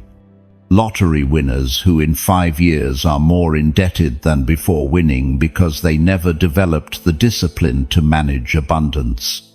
Heirs who destroy family fortunes in a generation because they received money without learning how it is generated. Entrepreneurs who have an early viral success and then collapse because they never developed the skills that sustained success requires. In each case, easy money did not bless them. It cursed them, because it exposed them to abundance before they were ready to handle it. Marcus Aurelius inherited the richest empire in the world. He could have been the perfect case of easy money, destroying someone. But his Stoic education prepared him specifically for this. He had been trained in discipline, moderation, management, and character. So when he inherited massive power and wealth, he had the qualities necessary not to be corrupted by them. He wrote, "Remember that to change your mind and to follow him who sets you right is to be done by the free man." Applied to money. When you receive money easily, the error is believing you don't need the qualities that hard-earned money develops. The correction is recognizing that you need to develop those qualities deliberately, since the money did not develop them for you. Seneca observed countless people destroyed by inheritances and wrote with brutal clarity, "Money has never yet made anyone rich. Rather, it creates in everyone an even greater craving for itself." Easy money creates expectations without developing the capacity to fulfill them sustainably. So, it creates a perpetual void, always wanting more, but never being able to generate it through your own effort. The person who earns money through sustained effort develops something infinitely more valuable than the money itself, the capacity to generate it again. If you lose all the money you earned with effort, you have the skills to rebuild. If you lose the money you received easily, you have nothing, because you never developed the capacity to generate it. Epictetus practiced something specific with his students.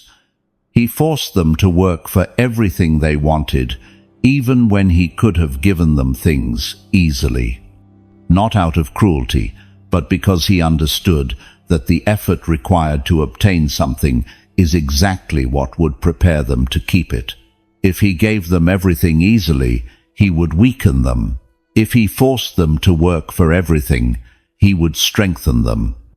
And that strength would be worth more than anything he could give them. The Stoic practice to apply this truth depends on your situation.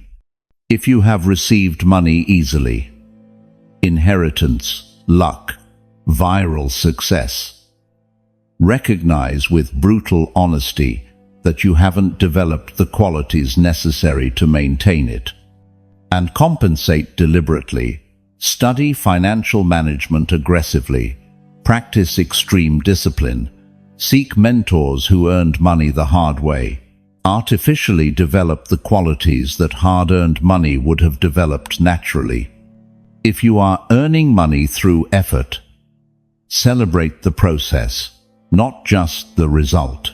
Every difficulty you face is forging you into someone capable of handling more. Every obstacle you overcome is teaching you lessons that easy money never teaches. Effort is not the cost of wealth. It is the process that makes you worthy of it. Marcus Aurelius constantly faced situations where he could have taken the easy way out. He could have delegated everything. He could have avoided the hard work. He could have used his power to make everything more comfortable. But he deliberately chose effort because he understood that effort kept him strong. He wrote, "When you arise in the morning, think of what a precious privilege it is to be alive, to breathe, to think, to enjoy, to love. Not what a privilege to have power and wealth, but what a privilege to be able to strive, to work, to grow, because the effort was the real privilege, not the comfort." Seneca periodically practiced working on tasks he didn't need to do. Physical labor, difficult projects, self-imposed challenges, not because he needed the result, but because he needed the process. He needed to stay familiar with effort so as not to become weak in abundance. Every practice of voluntary effort was training not to be destroyed by ease. The uncomfortable truth about easy money is that modern culture sells it to you constantly because it is addictive. Buy a lottery ticket. Invest in the cryptocurrency that will multiply 1,000 times. Follow this secret method to generate massive passive income. Everything promises wealth without effort. And millions pursue those promises, wasting time and money looking for the shortcut, while they could be using that same time and money developing the skills that truly generate sustainable wealth. Epictetus warned, "No great thing comes to pass in a moment, any more than a bunch of grapes or a fig." Money that arrives without payment is not real gain. It is a temporary loan that will be collected with interest when your lack of capacity takes it from you. Real wealth requires payment in the form of effort, time, discipline, and learning. And that payment is exactly what guarantees that the wealth stays. In the end, you have two possible paths. You can pursue easy money, looking for shortcuts, waiting for luck, wanting wealth without the effort that generates it. That pursuit weakens you constantly while keeping you focused on what you don't control: luck, circumstances, random opportunities. Or you can commit to hard-earned money, developing valuable skills, building real capacity, earning every dollar through effort that forges you. That construction strengthens you constantly while keeping you focused on what you do control: your work, your discipline, your growth. The first path occasionally produces temporary victories that evaporate quickly. The second path produces sustainable victories that no one can take from you because they are built on who you became in the process. Seneca faced his death, having earned his fortune through decades of effort, service, and discipline. When that fortune was taken from him, he discovered that the most valuable thing he had earned was not the money. It was who he had become in the process of earning it. Disciplined, wise, resilient, capable. No one took those qualities from him, and they were the only ones that truly mattered.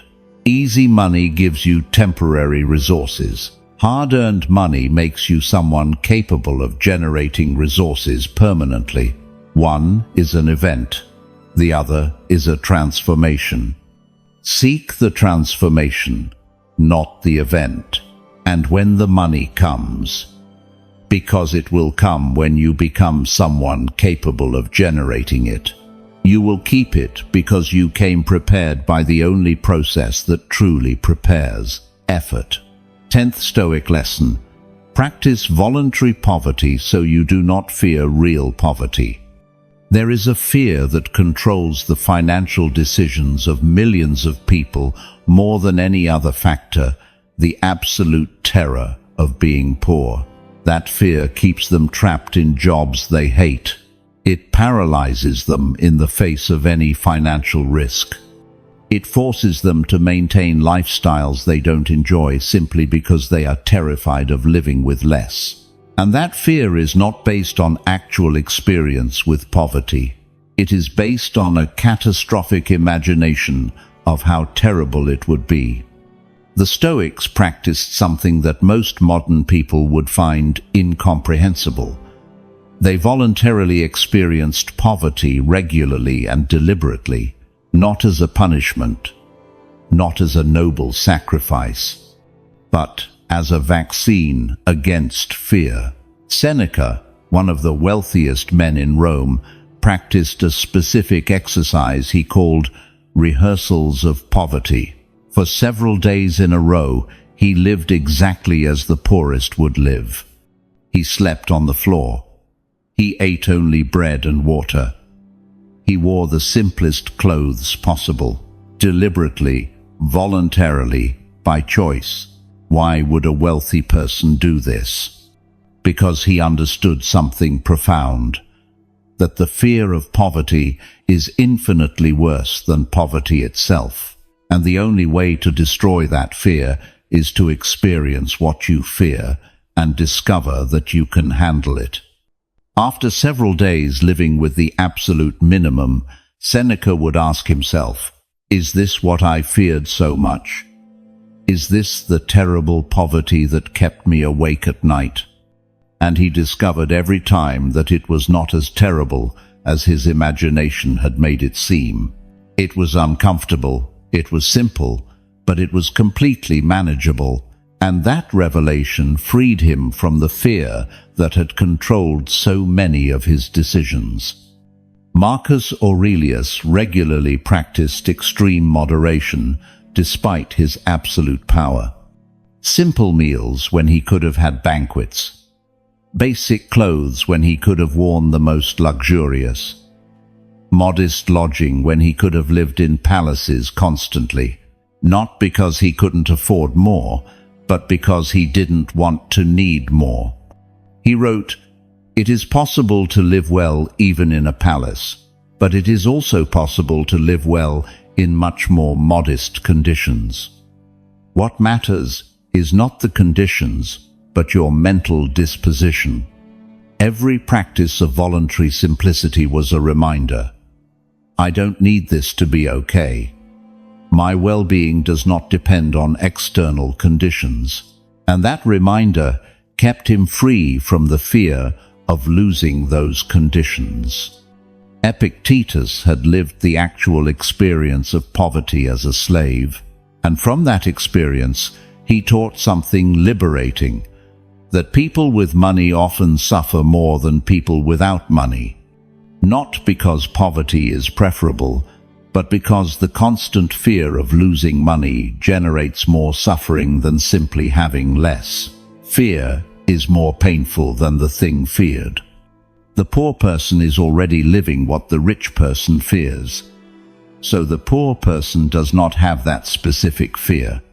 The rich person lives in constant terror of becoming poor, so they suffer the imagined poverty every day without the benefits of actual simplicity. It is the worst of both worlds: abundant material resources but zero peace of mind. The Stoic practice of voluntary poverty has specific steps. First, choose a short period, perhaps a week, where you will deliberately live with the absolute minimum. Define specifically what minimum is for you. Perhaps only basic food you prepare yourself. No eating out, no paid entertainment, no purchases of any kind. Not forever. Just as a controlled experiment. Second, during that period, honestly observe your feelings and thoughts. When does the discomfort arise? What specifically makes you feel deprived? Is it really as terrible as you imagined? Most discover something liberating, that the discomfort is much lower than the fear of discomfort, that they can be perfectly fine with much less than they thought they needed. Third, At the end of the period, ask yourself, could I live like this permanently, if necessary? The honest answer usually is, I wouldn't like it, but yes, I could. And that answer destroys the fear. Because now you know with empirical certainty that if everything collapses, if you lose everything, if you end up with the bare minimum, you will be okay. It won't be comfortable. It won't be your preference. But you will survive, and you will be able to rebuild. Seneca wrote after one of his rehearsals of poverty, I have practiced poverty in the midst of wealth, and now I ask myself, is this all? Is this the condition that terrified me so much? That rhetorical question summarizes the power of the practice. It exposes fear as being disproportionate to reality. Marcus Aurelius constantly faced the temptation to accumulate more imperial wealth for security. But he reminded himself, the man who is not satisfied with little will be satisfied with nothing. If you need to accumulate infinitely to feel secure, you will never feel secure because infinity is never reached. But if you discover that you can be okay with little, then everything you have above little is pure abundance. And that abundance generates real gratitude instead of fear of losing it. The practice of voluntary poverty also reveals something about your real values. When you voluntarily live with less, you discover what you truly value versus what you simply consume out of habit or social pressure. You discover that you don't need the constant entertainment you thought you needed, that you don't need the possessions you thought were essential, that your happiness did not depend on most of the things you spent money on. That clarity completely transforms your subsequent financial decisions. You no longer spend compulsively because you need things. You spend consciously on what you genuinely value after having proven that you don't need everything else. Epictetus specifically taught his students, if you want to be free, desire for things to happen as they do happen instead of desiring for things to happen as you would like. Applied to voluntary poverty. If you want to be free from the fear of having less, voluntarily experience having less. Desire that experience instead of fearing it. Seek it out instead of avoiding it. And you will discover that it was not the monster you imagined. The brutal truth about the fear of poverty is that it keeps millions of people trapped in lives they don't want to live, working in jobs they hate because they are terrified of not being able to pay the bills, maintaining toxic relationships because they are afraid of not being able to support themselves financially, avoiding every risk that could improve their lives, because risk includes the possibility of having less money temporarily, and that fear controls them more absolutely than any external tyrant ever could. Because it is an internal tyrant that is constantly present in every decision, limiting every option. Seneca practiced voluntary poverty specifically to keep that tyrant weak. Every time he lived voluntarily with less, he was saying to that tyrant, "You do not control me. I can be okay without what you threaten to take from me."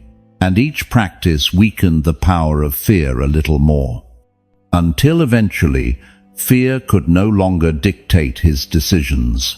Marcus Aurelius wrote, "Poverty is the mother of crime, but also of art and philosophy." He was not romanticizing actual and permanent poverty.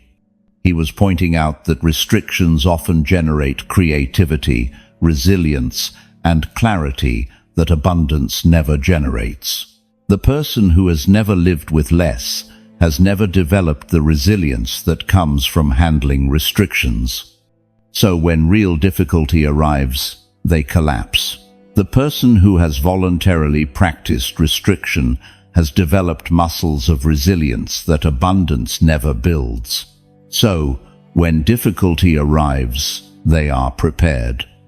In the end, the practice of voluntary poverty is not about wanting to be poor. It is about destroying the fear that keeps you prisoner.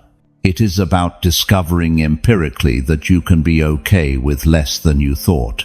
It is about freeing yourself from the terror that controls every financial decision.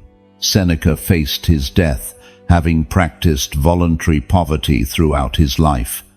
When everything was taken from him, his fortune, his position, his life, he did not collapse in terror. He had voluntarily experienced loss so many times that the final loss did not surprise him. It was not an unexpected catastrophe.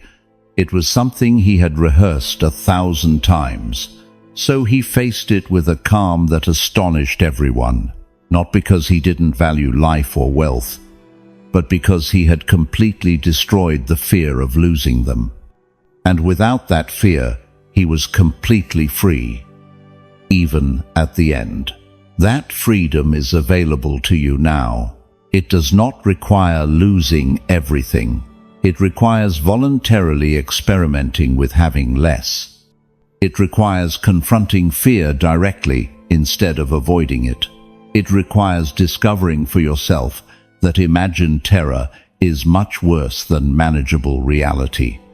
A week living voluntarily with the minimum can free you from years of fear that has controlled every financial decision you have made.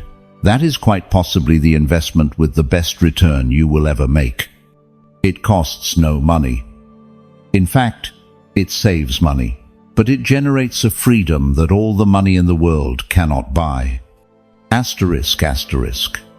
The financial awakening, when you finally understand that money was not the problem. Asterisk, asterisk. You have reached the end of these 10 lessons on money that no one teaches you. But if you think that the end of these words is the end of the work, you have understood nothing. These lessons are not information to be consumed and filed away. They are mirrors that reflect with brutal precision your current relationship with money. And if you have been honest while listening, you have probably seen patterns you would rather not have seen. You have seen how you have been chasing money to fill internal voids that money can never fill. You have seen how you have spent to impress people whose opinion should not matter to you. You have seen how the fear of money has dictated decisions that kept you small. You have seen the massive gap between intentions of "one day I will be financially wise" and the reality of how you spend every day. Marcus Aurelius wrote something that perfectly summarizes this moment. The mind adapts and converts to its own purposes. The obstacle to our acting, the impediment to action, advances action. What stands in the way becomes the way. Everything these lessons have exposed about your relationship with money, every destructive pattern, every repeated error, every fear that controls you, is not evidence that you are financially lost. It is exactly the material with which you build real financial freedom, but only if you stop running from what you saw and begin working with it. There is a moment in every person's financial life where they must make a definitive decision, not a temporary decision you make when you feel motivated and forget when the motivation fades. A permanent decision that completely redefines your relationship with money. That decision is, money will no longer control me. I will control my relationship with money. I will not allow the fear of money to dictate my decisions.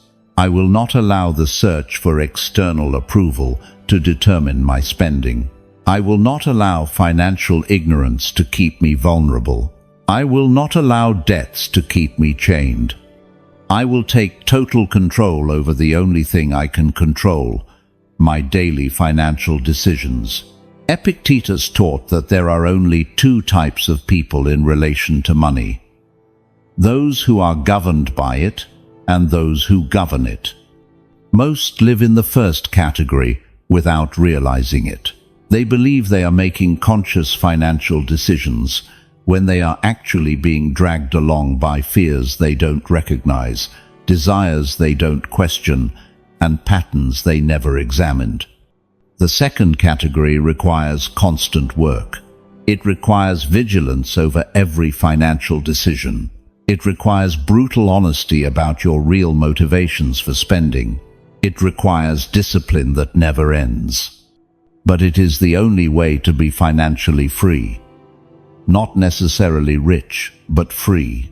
The transformation these lessons can generate is neither magical nor instant. You won't listen to this and have your entire financial situation resolved tomorrow, but you can begin a process today that, sustained over months, will turn you into a completely different person in your relationship with money. A person who no longer spends compulsively to fill emotional voids. A person who does not fear losing money because they know they can live well with little. A person who does not go into debt because they value freedom over possessions. A person who invests in their education because they understand it is the only indestructible asset. That process begins with a single decision. Today, now, I choose to relate to money from freedom instead of from fear. Seneca practiced reviewing his finances with a devastatingly simple question. Did I use my money today in a way that I respect? Not, did I spend perfectly? Not, did I do everything without error? But, do my financial decisions today reflect my values or reflect my fears and impulses? That question, answered with honesty every week, is all you need to stay the course. Marcus Aurelius specifically reminded himself about money. It is the power of the mind to be unconquerable, especially in the face of the temptation of wealth and the terror of poverty. The power of your mind to relate healthily to money is not a gift that some have and others don't. It is a capacity that everyone can develop through conscious practice. Every time you make a financial decision based on your values instead of your fears, you strengthen that capacity. Every time you resist a compulsive expense, you develop it further. Every time you invest in your education instead of empty consumption, you expand it. Before closing completely, you need to do something more than just listen. You need to declare a specific commitment. Go to the comments now and write exactly this. Money no longer controls me. From today, I consciously control my relationship with money. That public declaration is your line in the sand. It is the moment where you stop being a passive consumer of financial information and become an active architect of your financial freedom. Do it now. Pause. Go to the comments. Write, money no longer controls me. From today, I consciously control my relationship with money. The Stoics understood that declaring your intention publicly dramatically multiplies your capacity to fulfill it, because it creates an accountability that private thought never generates. Epictetus taught that money is neither good nor bad in itself. It is a neutral tool. What determines whether it destroys you or frees you is not how much you have, but how you relate to it. And that relationship is built in thousands of small daily decisions. Tomorrow morning, when you feel the urge to buy something you don't need, you will recognize the urge and choose consciously. When you feel fear of investing in your education, you will recognize the fear and act anyway. When you feel the temptation to go into debt for something you can wait for, you will recognize that you are about to sell future freedom and choose not to do it. Every small decision is a practice of these lessons. Seneca wrote in his final days, "Life is very short for those who forget the past, ignore the present, and fear the future. Do not forget what these lessons showed you about how you have been relating to money. Do not ignore the present you have now to start relating differently. Do not fear the financial future that will require sustained discipline. Simply take the next financial decision consciously, and then the next, and the next. Marcus Aurelius never promised that relating wisely to money would be easy. He promised that it would be the only thing that generates real freedom, that a financial life lived according to clear principles instead of fears and impulses is the only one that generates lasting peace, not the temporary excitement of an impulsive purchase. The deep satisfaction of knowing that you control your money instead of being controlled by it. The path ahead is simple but not easy. Identify which of these 10 lessons confronted you the most. The one that generates the most resistance when you think about applying it. That is exactly the lesson you must begin with, because it points to your greatest financial weakness. Commit to practicing that specific lesson for 30 days. Not all simultaneously. One lesson, 30 days of consistent practice. After 30 days, that practice will be an established habit that transformed an aspect of your financial life. Then you add the second lesson. Then the third. Epictetus warned, "It is impossible for a man to learn what he thinks he already knows." If you finish this thinking, "I already knew all that about money," you learned nothing. Knowledge without application is entertainment, not transformation. The question is not whether you knew these truths intellectually. The question is whether you live them behaviorally in every financial decision. And if the honest answer is no, then you didn't really know them. You only knew the words that describe them. Seneca practiced reviewing his finances weekly with total honesty, not to punish himself for errors, but to see clearly the gap between his declared values and his actual spending, because that gap is where financial self-deception lives. You can adopt this practice. Every Sunday, review your spending for the week. For every significant expense, ask yourself, did this expense reflect my values or reflect an impulse I didn't control? Be specific, no general justifications, brutal honesty.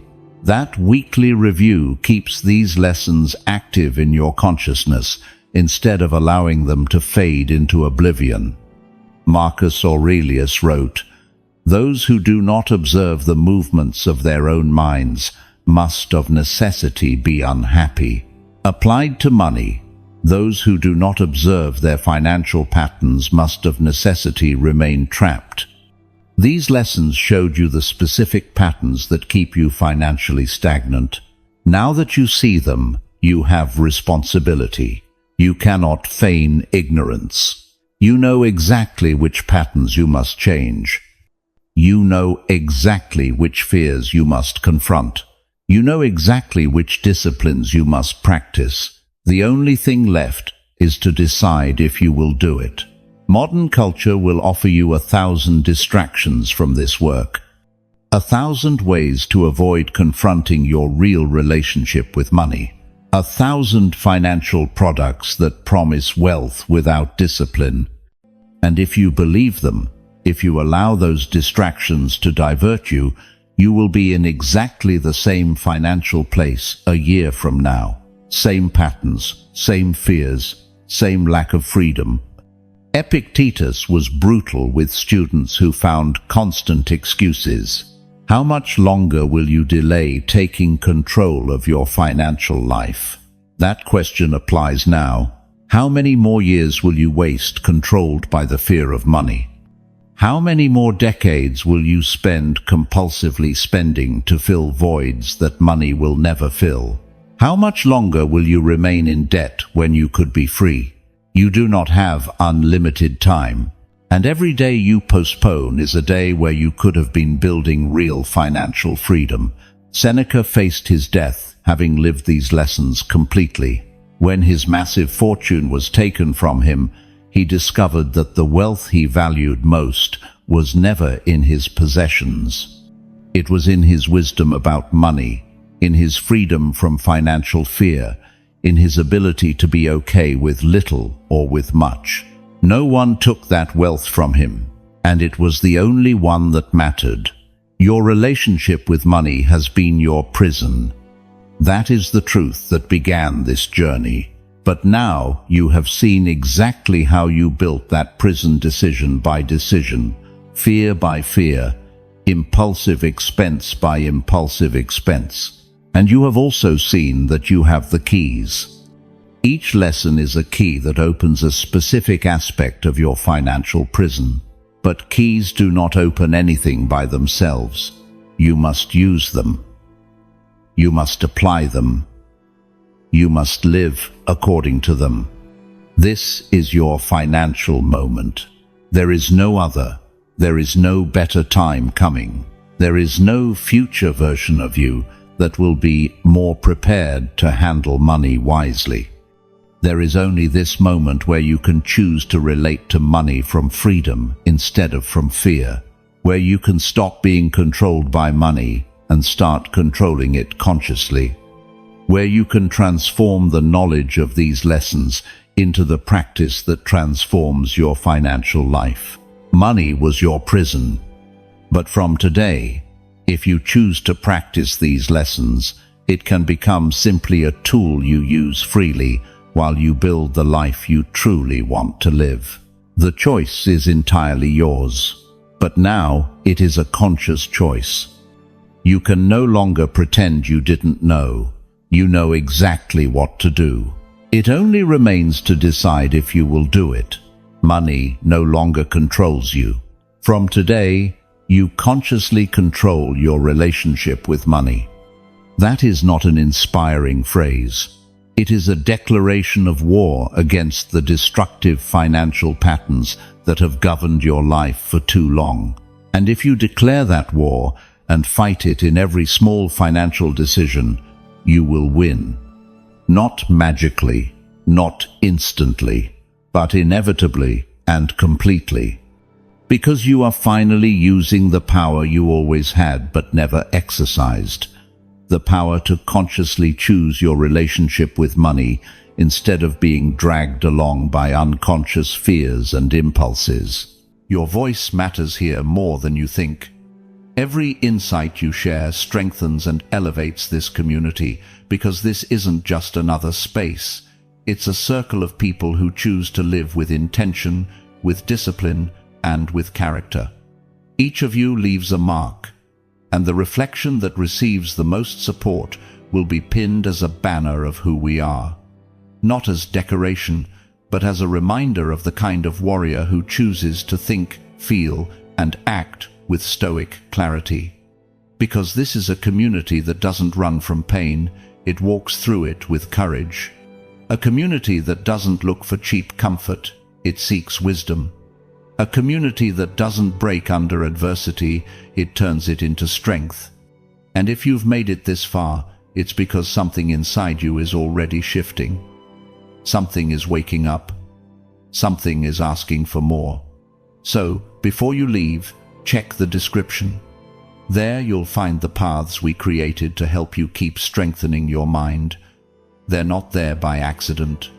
Each one exists to help you go deeper, build inner resilience, and return again and again to that place within you where nothing and no one can take your peace. Subscribing isn't doing the podcast a favor. It's an act of respect toward yourself. It's choosing not to live on autopilot anymore. It's committing to think differently, to feel with more order, to live with more intention. Because every Monday, Wednesday, and Friday, we publish reflections designed to stay with you when life gets heavy, when your mind gets loud, when you need a reminder of who you are. Not following us means risking missing the one lesson you might need in the hardest moment. And if you choose to go a step further, if you choose to become a member, understand one thing clearly. You're not donating, you're sustaining a mission.